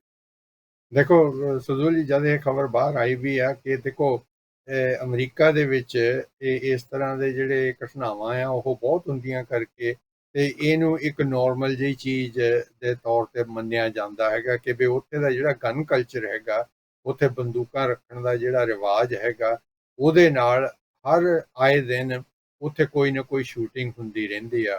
ਹੁਣ ਇਹ ਜਿਹੜੀ ਸ਼ੂਟਿੰਗ ਹੋਈ ਆ ਜਿਹਦੇ ਵਿੱਚ ਕਿ ਇਹ ਪਤਾ ਲੱਗਾ ਦੋ ਦਿਨ ਪਹਿਲਾਂ ਕਿ ਬਈ ਉਹਦੇ ਤੇ 10 ਬੰਦਿਆਂ ਦੀ ਮੌਤ ਹੋਈ ਹੈਗੀ ਆ। ਉਹ ਪਹਿਲਾਂ ਇਸ ਤਰ੍ਹਾਂ ਲੱਗ ਰਿਹਾ ਸੀਗਾ ਕਿ ਜਿਹੜੇ ਇਹ ਏਸ਼ੀਅਨ ਲੋਕ ਕਹਿੰਦੇ ਹੈਗੇ ਆ, ਜਦੋਂ ਇਹ ਏਸ਼ੀਅਨ ਕਹਿੰਦੇ ਤਾਂ ਇਹਨਾਂ ਦਾ ਭਾਵ ਇਹੀ ਹੁੰਦਾ ਕਿ ਜਿਹੜੀ ਚੀਨੀ ਆਬਾਦੀ ਅਮਰੀਕਾ ਦੇ ਵਿੱਚ ਜਾਂ ਨਾਰਥ ਅਮਰੀਕਾ ਦੇ ਵਿੱਚ ਰਹਿ ਰਹੀ ਹੈਗੀ ਆ, ਉਹਨਾਂ ਨੂੰ ਇਹ ਚੀਨੀ ਏਸ਼ੀਅਨ ਸੱਦਦੇ ਹੈਗੇ ਆ। ਸੋ ਪਹਿਲ ਇੱਦਾਂ ਲੱਗਾ ਸੀਗਾ ਕਿ ਬਈ ਜਿਹੜੇ ਚੀਨੀ ਆਬਾਦੀ ਹੈਗੀ ਲਾਸ ਐਂਜਲਸ ਦੇ ਨੇੜੇ ਦੇ ਸ਼ਹਿਰ ਦੇ ਵਿੱਚ, ਮੌਂਟਰੇ ਦੇ ਵਿੱਚ, ਆਪਣਾ ਉਹ ਨਵਾਂ ਸਾਲ, ਤੁਹਾਨੂੰ ਪਤਾ ਹੀ ਆ ਕਿ ਚੀਨੀ ਆਪਣਾ ਨਵਾਂ ਸਾਲ ਅਲੱਗ ਕਿਸਮ ਨਾਲ ਮਨਾਉਂਦੇ ਹੈਗੇ ਆ, ਤੇ ਉਹ ਮਨਾ ਰਹੇ ਸੀ ਤੇ ਉਹਨਾਂ ਤੇ ਗੋਲੀ ਚਲਾਈ ਗਈ ਤੇ ਜਿਹਦੇ ਕਰਕੇ ਕਿ 10 ਆਦਮੀ ਹਲਾਕ ਹੋ ਗਏ ਹੈਗੇ ਆ। ਪਹਿਲ ਇਹੀ ਲੱਗਦਾ ਸੀ ਕਿ ਬਈ ਇਹਦਾ ਜ਼ਰੂਰ ਕੋਈ ਨਾ ਕੋਈ ਰੇਸ਼ਲ ਮੋਟਿਵ ਹੋਏਗਾ ਕਿ ਤੁਹਾਨੂੰ ਪਤਾ ਕਿ ਬਈ ਰੇਸਿਜ਼ਮ ਵੀ ਬਹੁਤ ਸਟਰੋਂਗ ਹੈਗਾ ਅਮਰੀਕਾ ਦੇ ਵਿੱਚ, ਔਰ ਉੱਥੇ ਜਿਹੜੇ ਤੁਹਾਨੂੰ ਪਤਾ ਕਿ ਕਾਲਿਆਂ ਦੇ ਵਿਰੁੱਧ ਚਿੱਟਿਆਂ ਦੀ ਜਿਹੜੀ ਆ ਲੜਾਈ ਹਮੇਸ਼ਾ ਚੱਲਦੀ ਹੀ ਰਹਿੰਦੀ ਆ। ਉਹ ਇਸ ਤਰ੍ਹਾਂ ਲੱਗ ਰਿਹਾ ਸੀ ਕਿ ਸ਼ਾਇਦ ਕਿਸੇ ਗੋਰੇ ਅਮਰੀਕੀ ਨੇ, ਉਹ ਕਿਉਂਕਿ ਹਾਂਜੀ। ਚੀਨੇ ਇਕੱਠੇ ਹੋ ਕੇ ਆਪਣਾ ਮਨਾ ਰਹੇ ਸੀਗੇ ਨਵਾਂ ਸਾਲ, ਕਿ ਉਹ ਕਿਸੇ ਚਿੱਟੇ ਅਮਰੀਕੀ ਨੇ ਉਹਨਾਂ ਤੇ ਗੋਲੀਆਂ ਚਲਾਈਆਂ। ਲੇਕਿਨ ਉਸ ਤੋਂ ਬਾਅਦ ਹੈਰਾਨੀ ਹੋਈ ਕਿ ਉਹਨਾਂ ਦਾ ਚੀਨੀਆਂ ਦੀ ਕਮਿਊਨਿਟੀ ਦਾ ਹੀ ਕੋਈ ਬੰਦਾ ਸੀਗਾ ਜਿਹਨੇ ਕਿ ਇਹ ਕੀਤਾ ਹੈਗਾ। ਇਸ ਵੇਲੇ ਇਨਵੈਸਟੀਗੇਸ਼ਨ ਇਹ ਹੋ ਰਿਹਾ ਕਿ ਬਈ ਉਹਦੇ ਮੋਟਿਵ ਕੀ ਸੀਗੇ, ਉਹਦਾ ਹੂੰ। ਮੰਤਵ ਕੀ ਸੀਗਾ ਇਹ ਗੋਲੀ ਚਲਾਉਣ ਦਾ, ਕਿਉਂਕਿ ਉਹ ਵੀ ਖੁਦ ਵੀ ਚੀਨੀ ਭਾਈਚਾਰੇ ਦੇ ਵਿੱਚੋਂ ਹੀ ਸੀਗਾ। ਲੇਕਿਨ ਉਸ ਦੇਸ਼ ਦੀ ਮੈਂ ਕਹੂੰਗਾ ਕਿ ਮਹਾ ਸਦਮਾ ਆ, ਜਿੱਥੇ ਕਿ ਭਾਵੇਂ ਕਈ ਸਰਕਾਰਾਂ ਉੱਥੋਂ ਦੀਆਂ ਜਿਹੜਾ ਗਨ ਕਲਚਰ ਆ ਉਹਦੇ ਤੇ ਕੰਟਰੋਲ ਕਰਨਾ ਚਾਹੁੰਦੀਆਂ, ਪਰ ਉਹ ਤੁਹਾਨੂੰ ਪਤਾ ਕਾਮਯਾਬ ਨਹੀਂ ਹੁੰਦੇ ਹੈਗੇ। ਇਸੇ ਹੂੰ। ਕਰਕੇ ਇਸ ਤਰ੍ਹਾਂ ਦੇ ਜਿਹੜੇ ਇੰਸੀਡੈਂਟ ਆ ਉਹ ਰੈਗੂਲਰਲੀ ਸੁਣਨ ਨੂੰ ਔਰ ਦੇਖਣ ਨੂੰ ਮਿਲਦੇ ਰਹਿੰਦੇ ਆ। ਇਹ ਮੈਂ ਸਮਝਦਾ ਕਿ ਅਮਰੀਕਾ ਦੇਸ਼ ਆ, ਉਹਨਾਂ ਦੀ ਮਹਾ ਟ੍ਰੈਜਡੀ ਆ ਕਿ ਬਈ ਉੱਥੇ ਇਸ ਤਰ੍ਹਾਂ ਦੀਆਂ ਘਟਨਾਵਾਂ ਜਿਹੜੀਆਂ ਹੁੰਦੀਆਂ ਹੀ ਰਹਿੰਦੀਆਂ। ਹਾਂਜੀ। ਇਹ ਜਿਹੜਾ ਇਹ ਇਲਾਕਾ ਦੱਸਿਆ ਜਾ ਰਿਹਾ ਹੈਗਾ ਮੌਂਟਰੇਰੀ ਪਾਰਕ, ਇਹਦੇ ਵਿੱਚ ਉਹ ਜਿਹੜੀ ਆਬਾਦੀ ਹੈਗੀ ਹੈ, ਤਕਰੀਬਨ 2/3 ਏਸ਼ੀਅਨ ਕਿਹਾ ਜਾ ਰਿਹਾ ਹੈਗਾ। ਤਕਰੀਬਨ 60,000 ਲੋਕ ਆਫ ਏਸ਼ੀਅਨ ਡਿਸੈਂਟ ਉੱਥੇ ਰਹਿੰਦੇ ਆ, ਪਰ ਇਹ ਚਾਈਨੀਜ਼ ਵੀ ਹੈਗੇ ਆ, ਉਹਦੇ 'ਚ ਆਪਣੇ ਲੋਕ ਵੀ ਰਹਿੰਦੇ ਹੈਗੇ ਲਾਸ ਐਂਜਲਿਸ ਦੇ ਵਿੱਚ। ਬਿਲਕੁਲ ਜੀ, ਬਿਲਕੁਲ। ਤੇ ਤੁਸੀਂ ਹਮ, ਵੀ ਜਾ ਆਏ, ਮੈਂ ਵੀ ਜਾ ਆਇਆ, ਘੁੰਮ ਫਿਰ ਕੇ ਦੇਖ ਆਏ ਹੈਗੇ ਆ ਕਿ ਉੱਥੇ ਲੋਕ ਜਿਹੜੇ ਆਪਣੇ ਵੀ ਕਾਫੀ ਬਿਜ਼ਨਸਮੈਨ ਹੈਗੇ ਆ ਉੱਥੇ, ਔਰ ਇਹ ਵੀ ਬਿਜ਼ਨਸਮੈਨ ਹੈਗੇ ਜਿਹੜੀ ਇਹ ਜਿਹੜਾ ਏਰੀਆ ਹੈਗਾ ਜਿਹਦੇ ਵਿੱਚ ਉਹ ਦੱਸ ਵੀ ਇਹ ਰਹੇ ਹੈਗੇ ਵੀ it was a beautiful festive, ਤੇ ਜਿਹਦੇ ਵਿੱਚ ਬਹੁਤ ਸਾਰੀ ਰੌਣਕ ਦੇ ਤੌਰ ਤੇ ਉਹ ਸਾਰੇ ਹੈਪੀਲੀ, ਬੜੀ ਖੁਸ਼ੀਆਂ ਦੇ ਨਾਲ ਇਹ ਦਿਨ ਨੂੰ ਮਨਾ ਰਹੇ ਸੀ। ਇਹੋ ਜਿਹੀ ਜਦੋਂ ਕੋਈ ਇਹੋ ਜਿਹੀ ਘਟਨਾ ਵਾਪਰਦੀ ਆ, ਜਦੋਂ ਲੋਕ ਬੜੀ ਆਪਣੀ ਖੁਸ਼ੀਆਂ ਦੇ ਨਾਲ, ਹੁਣ ਜਿੱਦਾਂ ਇਹਨਾਂ ਨੇ, ਤੁਹਾਨੂੰ ਪਤਾ ਹੀ ਆ ਵੀ ਇਹ ਜਿੰਨੇ ਵੀ ਸਾਲ ਚੀਨ ਦੇ ਚੜ੍ਹਦੇ ਆ, ਇਹ ਜਿਹੜੇ ਐਨੀਮਲਸ ਹੈਗੇ ਜਾਂ ਰੈਬਿਟ ਹੈਗੇ ਆ, ਮੰਕੀ ਹੈਗਾ, ਜਾਂ ਕਿੱਦਾਂ ਦੇ ਇਹਨਾਂ ਦੇ ਨਾਂ ਰੱਖ ਕੇ, ਹੁਣ ਦਿਸ ਇਜ਼ ਬਿਲਕੁਲ ਜੀ। ਈਅਰ ਆਫ ਦੀ ਰੈਬਿਟ, ਤੇ ਜਿਹੜਾ ਇਹਨਾਂ ਨੇ ਹਮ, ਹੁਣ ਉਹ ਮਨਾ ਰਹੇ ਸੀਗੇ। ਤੇ ਇੱਥੇ ਵੀ ਇੰਗਲੈਂਡ ਦੇ ਵਿੱਚ ਵੀ ਕੁਝ ਜਗ੍ਹਾ ਦੇ ਉੱਤੇ ਇਹ ਮਨਾਇਆ ਗਿਆ ਹੈਗਾ, ਜਿੱਦਾਂ ਤੁਸੀਂ ਕਿਹਾ ਹੀ ਹੈਗਾ ਕਿ ਇਹ ਬੜੀ ਧੂਮ-ਧਾਮ ਦੇ ਨਾਲ ਮਨਾਉਂਦੇ ਹੈਗੇ, ਇਹ ਆਪਣਾ ਜਿਹੜਾ ਸਾਲ ਲੈ ਕੇ ਆਉਂਦੇ ਹੈਗੇ ਆ। ਪਰ ਇਹੋ ਜਿਹੀ ਜਿਹੜੀ ਟ੍ਰੈਜਡੀ ਜਾਂ ਇਹੋ ਜਿਹੀ ਜਿਹੜੀ ਘਟਨਾ ਮੰਦਭਾਗੀ ਵਰਤਣੀ ਆ, ਜਿਹਦੇ ਕਾਰਨ ਉਹ ਖੁਸ਼ੀਆਂ ਦਾ ਜਿਹੜਾ ਮਾਹੌਲ ਆ ਉਹ ਇੱਕਦਮ ਉਸ ਤਰੀਕੇ ਦੇ ਵਿੱਚ ਬਦਲ ਜਾਂਦਾ ਹੈਗਾ ਕਿ ਉੱਥੇ ਹੀ ਲੋਕ ਫਿਰ ਹਾਹਾਕਾਰ ਮਚ ਜਾਂਦੀ, ਉੱਥੇ ਹੀ ਚੀਕ-ਚਿਹਾੜਾ ਪੈ ਜਾਂਦਾ, ਰੋਣ ਦਾ, ਫਲਾਨਾ ਧਿਮਕੜਾ, ਉਹ ਤਾਂ ਹੈਗਾ ਹੀ ਹੈਗਾ। ਤੇ ਫਿਰ ਤਾਂ ਹੈਗਾ ਹੀ ਆ ਵੀ ਚਾਹੇ ਉੱਥੇ ਦਾ ਮੇਅਰ ਹੈਗਾ ਜਾਂ ਚਾਈਨੀਜ਼ ਕਮਿਊਨਿਟੀ ਦੀ ਵੀ ਇੱਕ ਲੇਡੀ ਆ ਕੇ ਇਹ ਬੋਲੀ ਸੀਗੀ, ਕਿਉਂਕਿ ਉਹ ਤਾਂ ਸਿਰਫ ਇੱਕ ਧਰਵਾਸ ਦੇਣ ਦੀ ਰਹਿ ਗਈ ਹੈ, ਕਾਮ ਰਹਿਣ ਦੀ ਉਹਨਾਂ ਦੇ ਕੋਲੋਂ ਜਿਹੜੀ ਵੀ ਹੈਗੀ ਆ ਐਲਾਨ ਕੀਤੇ ਜਾਂਦੇ ਹੈਗੇ ਆ। ਪਰ ਇਹ ਜਿਹੜੀ ਜੋ ਕੁਛ ਵੀ ਇਹ ਇਹਨਾਂ ਦੇ ਇਹ ਲੂਨਰ ਨਿਊ ਈਅਰ, ਜਿਹੜਾ ਇਹ ਇਹਨਾਂ ਦਾ ਰੈਬਿਟ ਈਅਰ ਵਰਤਿਆ ਗਿਆ ਹੈਗਾ, ਪਰ ਹਾਲੇ ਮੇਰੇ ਖਿਆਲ ਇਹਦੀ ਇਨਵੈਸਟੀਗੇਸ਼ਨ ਜਿਹੜੀ ਉਹ ਚੱਲ ਰਹੀ ਹੈਗੀ ਹੈ। ਤੇ ਇਹ ਆਪਣੇ ਵੱਲੋਂ ਤਾਂ ਅਸੀਂ ਇਹੀ ਕਹਿ ਸਕਦੇ ਹਾਂ ਕਿ ਆਉਣ ਵਾਲੇ ਸਮੇਂ ਦੇ ਵਿੱਚ ਜਿੰਨੇ ਵੀ ਉੱਥੇ ਆਪਣੇ ਲੋਕ ਰਹਿੰਦੇ ਹੈਗੇ ਜਾਂ ਹੋਰ ਵੀ ਹੈਗੇ ਆ, ਪਰ ਪਤਾ ਨਹੀਂ ਲੱਗਦਾ ਹੁੰਦਾ ਜਦੋਂ ਇਹੋ ਜਿਹਾ ਕੋਈ ਆ ਕੇ ਇੱਕਦਮ ਗੋਲੀ ਚਲਾਉਣੀ ਸ਼ੁਰੂ ਕਰ ਦਿੰਦਾ ਕਿ ਕਿਸੇ ਪਾਸਿਓਂ ਪਤਾ ਹੀ ਨਹੀਂ, ਕਿਉਂਕਿ ਲੋਕ ਤਾਂ ਆਪਣੀ ਖੁਸ਼ੀਆਂ ਦੇ ਵਿੱਚ ਉੱਥੇ ਵਿਚ ਰਹੇ ਹੁੰਦੇ ਹੈਗੇ ਆ। ਹਾਂਜੀ, ਫਾਈਨਲੀ ਤੁਸੀਂ ਇਹਦੇ ਬਿਲਕੁਲ ਬਾਰੇ ਕੀ ਕਹਿਣਾ ਚਾਹੋਗੇ? ਬਿਲਕੁਲ ਜੀ, ਦੇਖੋ ਜਿੱਦਾਂ ਮੈਂ ਪਹਿਲਾਂ ਵੀ ਕਿਹਾ ਹੈਗਾ ਕਿ ਬਈ ਲੱਗਦਾ ਇਹ ਸੀਗਾ ਕਿ ਵੀ ਕਿਸੇ ਗੋਰੇ ਨੇ ਚਲਾਈ ਆ ਇਹ, ਲੇਕਿਨ ਉਹ ਚੀਨੀ ਭਾਈਚਾਰੇ ਦਾ ਬੰਦਾ ਸੀਗਾ ਤੇ ਉਹਨੇ ਵੀ ਆਪਣੇ ਆਪ ਨੂੰ ਆਪਣੀ ਹੀ ਗਨ ਦੇ ਨਾਲ ਮਾਰ ਲਿਆ ਹੈਗਾ। ਸੋ ਪੁਲਿਸ ਅਜੇ ਇਹੀ ਕਹਿ ਰਹੀ ਹੈ ਕਿ ਬਈ ਉਹ ਵੀ ਹੈਰਾਨ ਹੋ ਰਹੇ ਸੀ ਕਿ ਇਹਨਾਂ ਦੀ ਕਮਿਊਨਿਟੀ ਦੇ ਬੰਦੇ ਨੇ ਇਹ ਕੰਮ ਕੀਤਾ ਹੈਗਾ, ਲੇਕਿਨ ਉਹਦਾ ਮੋਟਿਵ ਕੀ ਸੀ, ਉਹਦਾ ਮੰਤਵ ਕੀ ਸੀਗਾ, ਉਹਦੇ ਬਾਰੇ ਹਜੇ ਕੋਈ ਪਤਾ ਨਹੀਂ ਲੱਗਾ ਹੈਗਾ।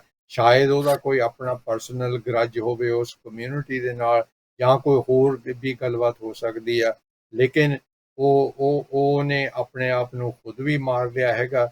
ਤੇ ਉਹਦਾ ਪੁਲਿਸ ਨੇ ਇਹੀ ਕਿਹਾ ਕਿ ਉਹ ਹਜੇ ਇਹਦੀ ਪੁੱਛਤਾਛ ਕਰ ਰਹੇ ਆ ਕਿ ਬਈ ਉਹਦਾ ਮੰਤਵ, ਇਹਦਾ ਮਨੋਰਥ ਉਹਦਾ ਕੀ ਸੀਗਾ ਕਿ ਇਹ ਜਿਹੜੀ ਗੋਲੀ ਚਲਾਈ ਹੈਗੀ ਆ, ਕਿਉਂ ਚਲਾਈ ਹੈਗੀ। ਆਪਣੇ ਹੀ ਭਾਈਚਾਰੇ ਉੱਪਰ ਇਸ ਤਰ੍ਹਾਂ ਦਾ ਕੰਮ ਕਰਨਾ ਬੜਾ ਅਚੰਭਾ ਜਿਹਾ ਲੱਗਦਾ ਹੈਗਾ। ਹਾਂਜੀ ਜੀ, ਚਲੋ, ਇਹਦੇ ਤੇ ਆਉਣ ਵਾਲੀ ਦਿਨਾਂ ਦੇ ਵਿੱਚ ਹੋਰ ਇਹ ਖਬਰ ਕਿੱਧਰ ਨੂੰ ਜਾਂਦੀ ਹੈ ਉਹ ਤੇ ਧਿਆਨ ਰੱਖਾਂਗੇ।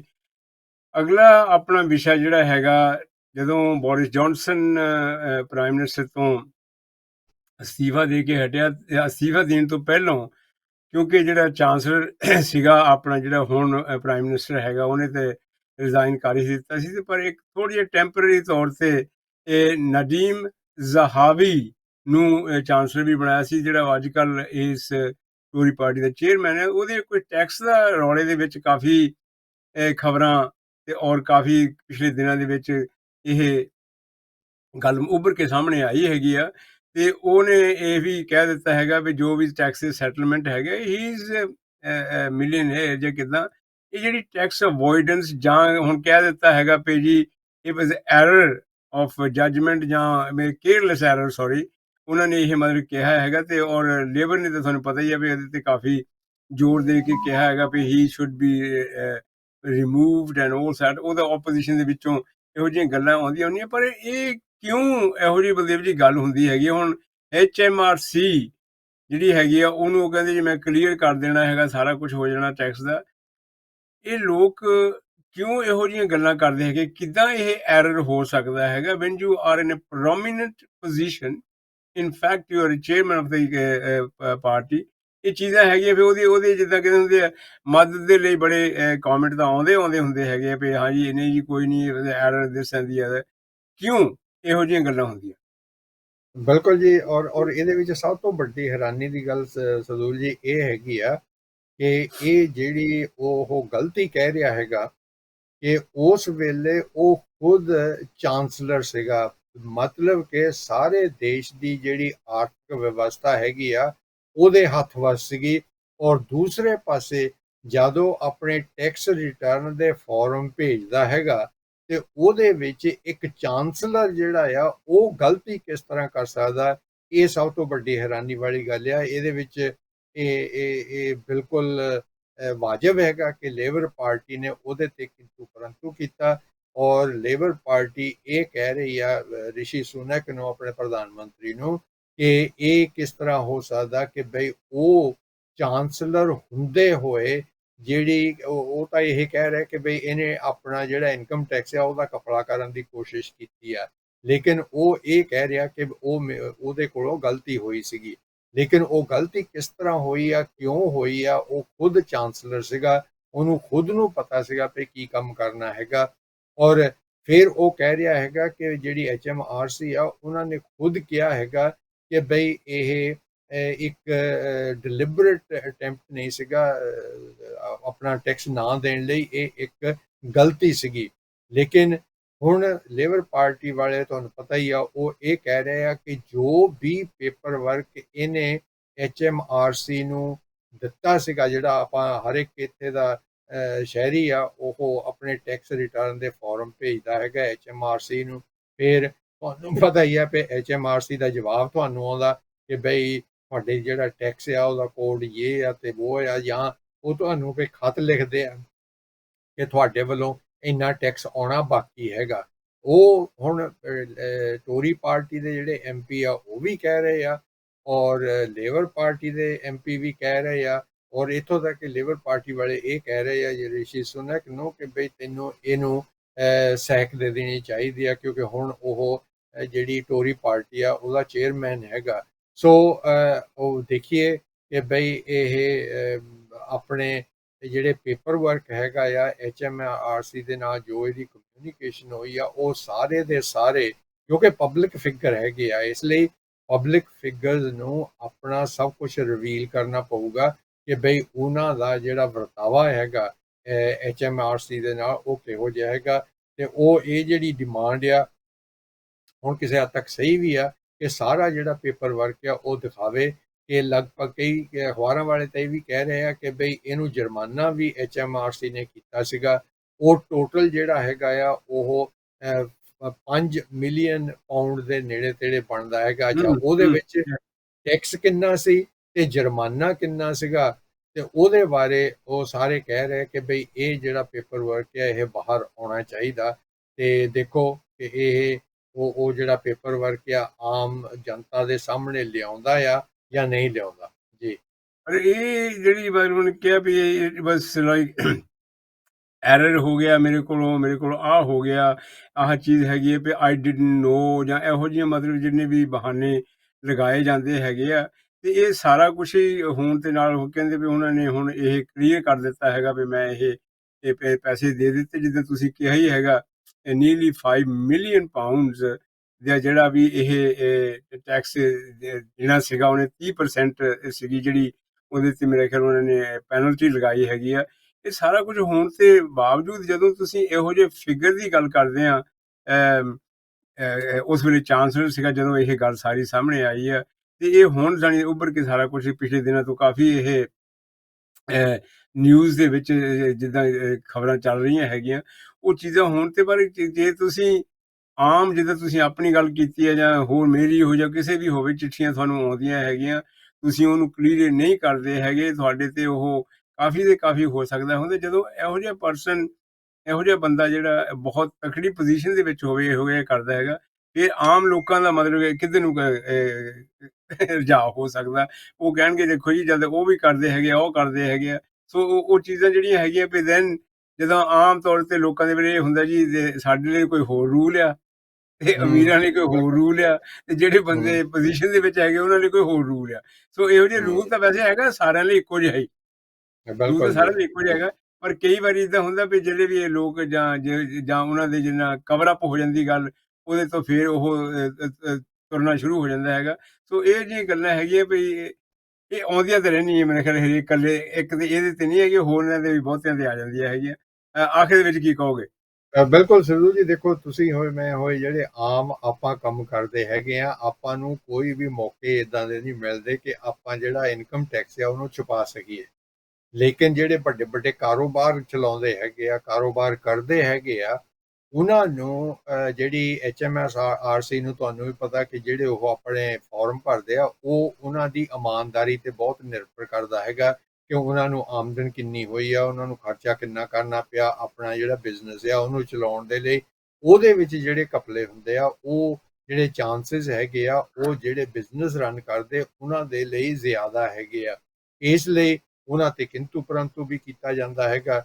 ਤੇ ਕਿਉਂਕਿ ਫਿਰ ਉੱਥੇ ਹੀ ਗੱਲ ਆ ਜਾਂਦੀ, ਕਿਉਂਕਿ ਪਬਲਿਕ ਫਿਗਰ ਹੋਣ ਕਰਕੇ ਮੇਰਾ ਖਿਆਲ ਹੈ ਕਿ ਹੁਣ ਇਹਦੇ ਤੇ ਇੰਨਾ ਪ੍ਰੈਸ਼ਰ ਪੈ ਚੁੱਕਾ ਹੈਗਾ ਕਿ ਉਹਨੂੰ ਸਾਰੀ ਦੀ ਸਾਰੀ ਕਮਿਊਨੀਕੇਸ਼ਨ ਜਿਹੜੀ HMRC ਦੇ ਨਾਲ, ਉਹ ਜਿਹੜੇ ਫਾਰਮ ਭਰੇ ਹੈਗੇ ਆ ਉਹਦੇ ਵਿੱਚੋਂ ਜੁਰਮਾਨਾ ਕਿੰਨਾ ਹੋਇਆ, ਕਿਉਂ ਹੋਇਆ, ਕੀ ਗਲਤੀ ਕੀਤੀ ਸੀ, ਉਹਦੇ ਵਿੱਚੋਂ ਟੈਕਸ ਕਿੰਨਾ ਸੀਗਾ, ਤੇ ਕੀ ਇਹ ਪਹਿਲਾਂ ਵੀ ਇਸ ਤਰ੍ਹਾਂ ਦੀਆਂ ਘਟਨਾਵਾਂ ਹੁੰਦੀਆਂ ਰਹੀਆਂ, ਇਹ ਸਭ ਕੁਝ ਮੇਰਾ ਖਿਆਲ ਆ ਹੁਣ ਉਹਨੂੰ ਆਮ ਜਨਤਾ ਦੇ ਸਾਹਮਣੇ ਉਹ ਰੱਖਣੇ ਹੀ ਪੈਣਗੇ ਜਿੰਨਾ ਵੀ ਪੇਪਰ ਵਰਕ ਹੈਗਾ। ਹਾਂਜੀ, ਜਿਹੜੀ ਆਪਾਂ ਹੁਣੇ ਗੱਲ ਕਰਦੇ ਆ ਤੇ ਤੁਸੀਂ ਮੈਂ ਜਾਂ ਹੋਰ ਸਾਰੇ ਲੋਕ ਹੁਣ ਜੋ ਕੁਝ ਆਪਣੇ ਸਾਹਮਣੇ ਵਾਪਰ ਰਿਹਾ ਹੈਗਾ, ਇਹ ਕਿਉਂਕਿ ਮਹਿੰਗਾਈ ਦੇ ਤੌਰ ਦੇ ਉੱਤੇ ਜਦੋਂ ਆਪਾਂ ਹੁਣ ਦੁਕਾਨਾਂ ਤੇ ਜਾਂਦੇ ਹੈਗੇ, ਖਾਸ ਕਰਕੇ ਸੁਪਰ ਮਾਰਕੀਟਾਂ ਦੇ ਵਿੱਚ ਤੁਸੀਂ ਬੜੇ ਜੇ ਧਿਆਨ ਦੇ ਨਾਲ ਸ਼ਾਪਿੰਗ ਕਰਦੇ ਹੈਗੇ ਦੇਖੋ, ਤੇ ਜਿਹੜੀਆਂ ਵੀ ਕੀਮਤਾਂ ਹੈਗੀਆਂ ਉਹਨਾਂ ਦੇ ਉੱਤੇ ਥੋੜ੍ਹਾ ਬਹੁਤਾ ਕਿਸੇ ਨਾ ਕਿਸੇ ਤਰੀਕੇ ਨਾਲ ਵਾਧਾ ਹੋਇਆ ਹੈਗਾ। ਪਰ ਹੁਣ ਜਿਹੜੀਆਂ ਗੱਲ ਆਈ ਸੀਗੀ ਸਾਹਮਣੇ, ਖਾਸ ਕਰਕੇ ਇੱਕ ਬਹੁਤ ਜਿਹੜੀ ਵੱਡੀ ਸੁਪਰ ਮਾਰਕੀਟ ਹੈਗੀ ਆ ਉਹਦੇ ਚੇਅਰਮੈਨ ਨੇ ਜਿਹੜੀ ਗੱਲ ਕਹੀ ਹੈਗੀ ਆ ਕਿ ਫੂਡ ਫਰਮਸ ਰੇਜ਼ਿੰਗ ਪ੍ਰਾਈਸਿਸ ਅਨਨੈਸੈਸਰੀਲੀ। ਇਹ ਜ਼ਰੂਰ ਤਾਂ ਹੁੰਦਾ ਹੀ ਆ ਵੀ ਜਿਹੜੇ ਲੋਕ ਜਿਹੜੀਆਂ ਵੀ ਸੁਪਰ ਮਾਰਕੀਟਾਂ ਜਾਂ ਹੋਰ ਹੈਗੇ ਆ ਵੀ ਜੇ ਹੁਣ ਜੇ ਸਮਾਂ ਹੈਗਾ ਜਾਂ ਉਹਦਾ ਐਡਵਾਂਟੇਜ ਲੈ ਲੈਂਦੇ, ਜਿਹੜਾ ਆਪਾਂ ਇਹ ਦੇਖਦੇ ਹੈਗੇ ਆ ਵੀ ਖਾਸ ਕਰਕੇ ਜਿਹੜੇ ਵਲਨਰੇਬਲ ਲੋਕ ਹੈਗੇ ਆ ਜਾਂ ਗਰੀਬ ਤਬਕਾ ਜਿਹਨੂੰ ਆਪਾਂ ਕਹਿ ਦਈਏ ਵੀ ਜਿਹੜੇ ਇਹ ਕਾਫੀ ਮੈਂ ਹੁਣੇ ਹੀ ਪਿੱਛੇ ਜੇ ਸੁਣਦਾ ਸੀਗਾ ਕਿ ਜਿੰਨੀਆਂ ਆਪਣੀ ਐਨਰਜੀ ਪ੍ਰਾਈਸਿਸ ਹੈਗੀਆਂ, ਜਿਹੜੇ ਅਫੋਰਡ ਨਹੀਂ ਕਰ ਸਕਦੇ ਉਹਨਾਂ ਦੇ ਉੱਤੇ ਉਹ ਜਿਹੜਾ ਮੀਟਰ ਨਹੀਂ, ਇਹ ਕੋਇਨ ਮੀਟਰ ਲਾ ਦਿੰਦੇ ਹੁੰਦੇ ਆ। ਤੇ ਉਹ ਗੱਲ ਬਿਲਕੁਲ ਆ ਜੀ। ਰਹੀ ਸੀਗੀ ਤੇ ਜਿਹੜਾ ਚੇਅਰਮੈਨ ਇਹ ਜਿਹੜਾ ਸੀਗਾ ਆਪਣੇ ਜੌਨ ਬ੍ਰੇਡੀ, ਉਹਨੇ ਇਹ ਕਿਹਾ ਹੈਗਾ ਵੀ ਆਫ ਕੰਮ ਦੇ ਸੌਰੀ ਆਫ ਜੈਮ ਜਾਂ ਜਿੰਨੇ ਵੀ ਹੈਗੀਆਂ ਇਹਨਾਂ ਦੇ ਵੱਲੋਂ ਇਹ ਗੱਲ ਕੀਤੀ ਜਾਵੇ, ਉਹ ਪੂਰੀ ਤਰ੍ਹਾਂ ਦਰਿਆਫਤ ਕਰਨ ਵੀ ਹਾਂ ਇਹ ਲੋਕ ਜਿਹੜੇ ਹੈਗੇ ਆ ਕਿਸੇ ਹਾਰਡਸ਼ਿਪ ਦੇ ਨਾਲ ਤੇ ਨਹੀਂ ਆ ਰਹੇ। ਇਸੇ ਤਰ੍ਹਾਂ ਜਿਹੜੀਆਂ ਇਹ ਪ੍ਰਾਈਸਾਂ ਹੈਗੀਆਂ, ਉਹ ਕਹਿੰਦੇ ਵੀ ਜਿਹੜੀ ਅਨਨੈਸੈਸਰੀ ਇਹਦੇ ਤੋਂ ਐਡਵਾਂਟੇਜ ਲੈ ਰਹੇ ਹੈਗੇ ਆ ਤੇ ਲੋਕ ਇਸ ਵੇਲੇ ਮਹਿੰਗਾਈ ਦੇ ਤੌਰ ਤੇ ਜਾਂ ਇਹ ਜਿਹੜੀਆਂ ਦੁਕਾਨਾਂ ਦੀਆਂ ਜਿਹੜੀਆਂ ਵੀ ਕੀਮਤਾਂ ਹੈਗੀਆਂ ਉਹਨਾਂ ਦੇ ਉੱਪਰ ਕਾਫੀ ਤੋਂ ਕਾਫੀ 10% ਤੱਕ ਕਈ ਜਗ੍ਹਾ ਦੇ ਉੱਤੇ ਇਹ ਜਿਹੜੀ ਵੀ ਕੀਮਤਾਂ ਵਧਾਈਆਂ ਜਾ ਰਹੀਆਂ ਹੈਗੀਆਂ। ਤੇ ਇਹ ਜਿਹੜੀ ਖਾਸ ਕਰਕੇ ਇਹੀ ਆਮ ਤੌਰ ਤੇ ਬਲਦੇਵ ਜੀ ਕਿਹਾ ਜਾਂਦਾ ਹੈਗਾ, ਜਿਹਨੂੰ ਆਪਾਂ ਵਲਨਰੇਬਲ ਕਹਿੰਦੇ ਹੈਗੇ ਆ, ਜਿਹੜੇ ਮਤਲਬ ਉਸ ਕੈਟਾਗਰੀ ਦੇ ਵਿੱਚ ਆ ਜਾਂਦੇ ਹੈਗੇ ਆ ਵੀ ਜਿਹੜੇ ਲੋਕ ਬੈਨੀਫਿਟ ਤੇ ਹੈਗੇ ਆ ਉਹ ਬਿਲਕੁਲ ਹੀ ਅਫੋਰਡ ਨਹੀਂ ਕਰ ਸਕਦੇ। ਕਿਉਂਕਿ ਹੁਣ ਜੇ ਇਹ ਫੂਡ ਪ੍ਰਾਈਸਿਸ ਦੀ ਗੱਲ ਲੈ ਲਓ ਤੁਸੀਂ, ਤੇ ਜਾਂ ਐਨਰਜੀ, ਗੈਸ ਔਰ ਬਿਜਲੀ ਦੀ ਗੱਲ ਲੈ ਲਓ, ਬਾਕੀ ਪਾਣੀ ਦਾ ਬਿੱਲ ਤੇ ਜਾਣੀ ਤੁਹਾਡੇ ਕਾਊਂਸਲ ਟੈਕਸ, ਇਹ ਸਾਰਾ ਜਿਹੜੀ ਜਿੰਨਾ ਵੀ ਹੈਗਾ ਇਹ ਜਦੋਂ ਇਕੱਠਾ ਹੋ ਕੇ ਤੁਹਾਡੇ ਬਿੱਲ ਤੁਹਾਡੇ ਸਾਹਮਣੇ ਆਉਂਦੇ ਹੈਗੇ ਆ ਤੇ ਤੁਹਾਨੂੰ ਇਸ ਵੇਲੇ ਕਾਫੀ ਜਿੱਦਾਂ ਕਹਿੰਦੇ ਹੁੰਦੇ ਪਏ ਸੰਧੀਆਂ ਪਈਆਂ ਹੋਈਆਂ ਕਿ ਅਸੀਂ ਇੱਦਾਂ ਇਹਦੇ ਵਿੱਚੋਂ ਕਿੱਦਾਂ ਨਿਕਲਾਂਗੇ। ਸੋ ਇਹ ਜੋ ਕੁਛ ਹੈਗਾ, ਜੇ ਇਹ ਜਿਹੜਾ ਚੇਅਰਮੈਨ ਹੈਗਾ ਜਿਹਨੇ ਇਹ ਇਸ ਪ੍ਰਾਈਸ ਦਾ ਗੱਲ ਕਹੀ ਹੈਗੀ ਹੈ ਵੀ ਜਿਹੜੇ ਲੋਕ ਐਡਵਾਂਟੇਜ ਲੈ ਰਹੇ ਆ ਔਰ ਪ੍ਰਾਈਸਾਂ ਅਨਨੈਸੈਸਰੀ ਵਧਾਈਆਂ ਜਾ ਰਹੀਆਂ, ਤੁਸੀਂ ਇਹਦੇ ਬਾਰੇ ਕੀ ਕਹੋਗੇ? ਸਰਦੂਲ ਜੀ ਦੇਖੋ, ਆਪਾਂ ਤੁਹਾਨੂੰ ਵੀ ਇਹ ਤਜਰਬਾ ਹੈਗਾ ਕਿ ਜਦੋਂ ਵੀ ਕਿਸੇ ਵੀ ਦੇਸ਼ ਦੀ ਆਰਥਿਕ ਸੰਕਟ ਆਉਂਦਾ ਤੇ ਉੱਥੇ ਜਿਹੜੇ ਵਪਾਰ ਹੈਗੇ ਆ ਜਾਂ ਜਿਹੜੇ ਚੀਜ਼ਾਂ ਲੋਕ ਸਪਲਾਈ ਕਰਦੇ ਹੈਗੇ ਆ ਉਹਨਾਂ ਨੂੰ ਇਹ ਮੌਕਾ ਮਿਲ ਜਾਂਦਾ ਕਿ ਬਈ ਉਸ ਹਫੜਾ ਦਫੜੀ ਦੇ ਵਿੱਚ ਆਪਣੀਆਂ ਜਿਹੜੀਆਂ ਕੀਮਤਾਂ ਆ ਉਹ ਕਈ ਵਾਰੀ ਇਨਫਲੇਸ਼ਨ ਰੇਟ ਤੋਂ ਬਹੁਤ ਜ਼ਿਆਦਾ ਵਧਾ ਦਿੰਦੇ ਆ। ਔਰ ਜਦੋਂ ਵੀ ਇੱਥੇ ਐਨਰਜੀ ਦਾ ਸੰਕਟ ਆਇਆ ਹੈਗਾ, ਤੁਹਾਨੂੰ ਪਤਾ ਕਿ ਪੈਟਰੋਲ ਦੀ ਜਿਹੜੀ ਸਿਚੁਏਸ਼ਨ ਹੈ ਅੰਤਰਰਾਸ਼ਟਰੀ ਪੱਧਰ ਤੇ ਉਹ ਬਦਲਦੀ ਰਹਿੰਦੀ ਆ। ਇੱਥੇ ਦੀਆਂ ਜਿਹੜੀਆਂ ਤੇਲ ਦੀਆਂ ਕੰਪਨੀਆਂ ਉਹ ਵੀ ਬੇਲੋੜੀਆਂ ਕੀਮਤਾਂ ਉਸ ਹਫੜਾ ਦਫੜੀ ਦੇ ਵਿੱਚ ਇੱਕਦਮ ਵਧਾਉਣੀਆਂ ਸ਼ੁਰੂ ਕਰ ਦਿੰਦੀਆਂ। ਹੁਣ ਕਿਉਂਕਿ ਉਹ ਯੂਕਰੇਨ ਦੀ ਲੜਾਈ ਕਰਕੇ ਜਿਹੜੀਆਂ ਇਨਫਲੇਸ਼ਨ ਰੇਟ ਆ, ਜਿਹੜਾ ਹੈਗਾ ਐਨਰਜੀ ਦੀਆਂ ਪ੍ਰਾਈਸਿਸ ਆ ਉਹ ਵਧੀਆਂ। ਜਦੋਂ ਐਨਰਜੀ ਦੀ ਜਿੱਦਾਂ ਤੇਲ ਆ ਜਾਂ ਗੈਸ ਆ ਉਹਦੀ ਪ੍ਰਾਈਸ ਵੱਧਦੀ ਹੈਗੀ ਆ ਤੇ ਉਹਦਾ ਅਸਰ ਜਿਹੜਾ ਆ ਹਰ ਇੱਕ ਤੇ ਪੈਂਦਾ, ਕਿਉਂਕਿ ਜਿਹੜੀਆਂ ਜਿਣਸਾਂ ਹੈਗੀਆਂ ਉਹਨਾਂ ਨੂੰ ਇੱਕ ਜਗ੍ਹਾ ਤੋਂ ਦੂਸਰੀ ਜਗ੍ਹਾ ਲਿਜਾਣ ਦੇ ਲਈ ਜੇਕਰ ਤੇਲ ਮਹਿੰਗਾ ਹੋ ਗਿਆ ਤੇ ਇਹਦਾ ਮਤਲਬ ਉਹ ਜਿਣਸਾਂ ਦੀ ਕੀਮਤ ਵੀ ਜਿਹੜੀ ਆ ਉਹ ਵੱਧ ਜਾਂਦੀ ਆ। ਤੇ ਇਸ ਲਈ ਜਿਹੜੇ ਉਹਨਾਂ ਚੀਜ਼ਾਂ ਦੇ ਪ੍ਰੋਡਿਊਸਰ ਹੈਗੇ ਆ ਉਹਨਾਂ ਨੂੰ ਇਹ ਮੌਕਾ ਮਿਲ ਜਾਂਦਾ ਕਿ ਬਈ ਇਸ ਹਫੜਾ ਦਫੜੀ ਦੇ ਵਿੱਚ ਅਸੀਂ ਦਵਾਦਾ ਆਪਣੀ ਜਿਹੜੀ ਜਿਣਸ ਹੈਗੀ ਆ ਉਹਦੀਆਂ ਕੀਮਤਾਂ ਵਧਾ ਲੈਣ। ਤੇ ਇਹ ਜਿਹੜੀ ਹੈਗੀ ਆ ਵੱਡੀ ਕੰਪਨੀ ਹੈਗੀ ਆ, ਉਹਦੇ ਚੇਅਰਮੈਨ ਨੇ ਕਿਹਾ ਜੋ ਵੀ ਕਿਹਾ ਹੈਗਾ ਕਿ ਇਹ ਜਿਹੜੀਆਂ ਦੁੱਧ ਦੀਆਂ ਔਰ ਚੀਜ਼ ਦੀਆਂ ਕੀਮਤਾਂ, ਜਿਹੜੇ ਪ੍ਰੋਡਿਊਸਰਸ ਹੈਗੇ ਆ ਮੋਸਟਲੀ ਜਿਹੜੇ ਕਿਸਾਨ ਹੈਗੇ ਆ ਉਹ ਜੋ ਦੁੱਧ ਪੈਦਾ ਕਰਦੇ ਆ ਤੇ ਚੀਜ਼ ਪੈਦਾ ਕਰਦੇ ਹੈਗੇ ਆ, ਕਿ ਉਹਨਾਂ ਨੇ ਬੇਲੋੜੇ ਬੇਸਿਸ ਦੇ ਉੱਤੇ ਇਹਨਾਂ ਚੀਜ਼ਾਂ ਦੀ ਕੀਮਤਾਂ ਵਧਾ ਰਹੇ ਹੈਗੇ ਆ।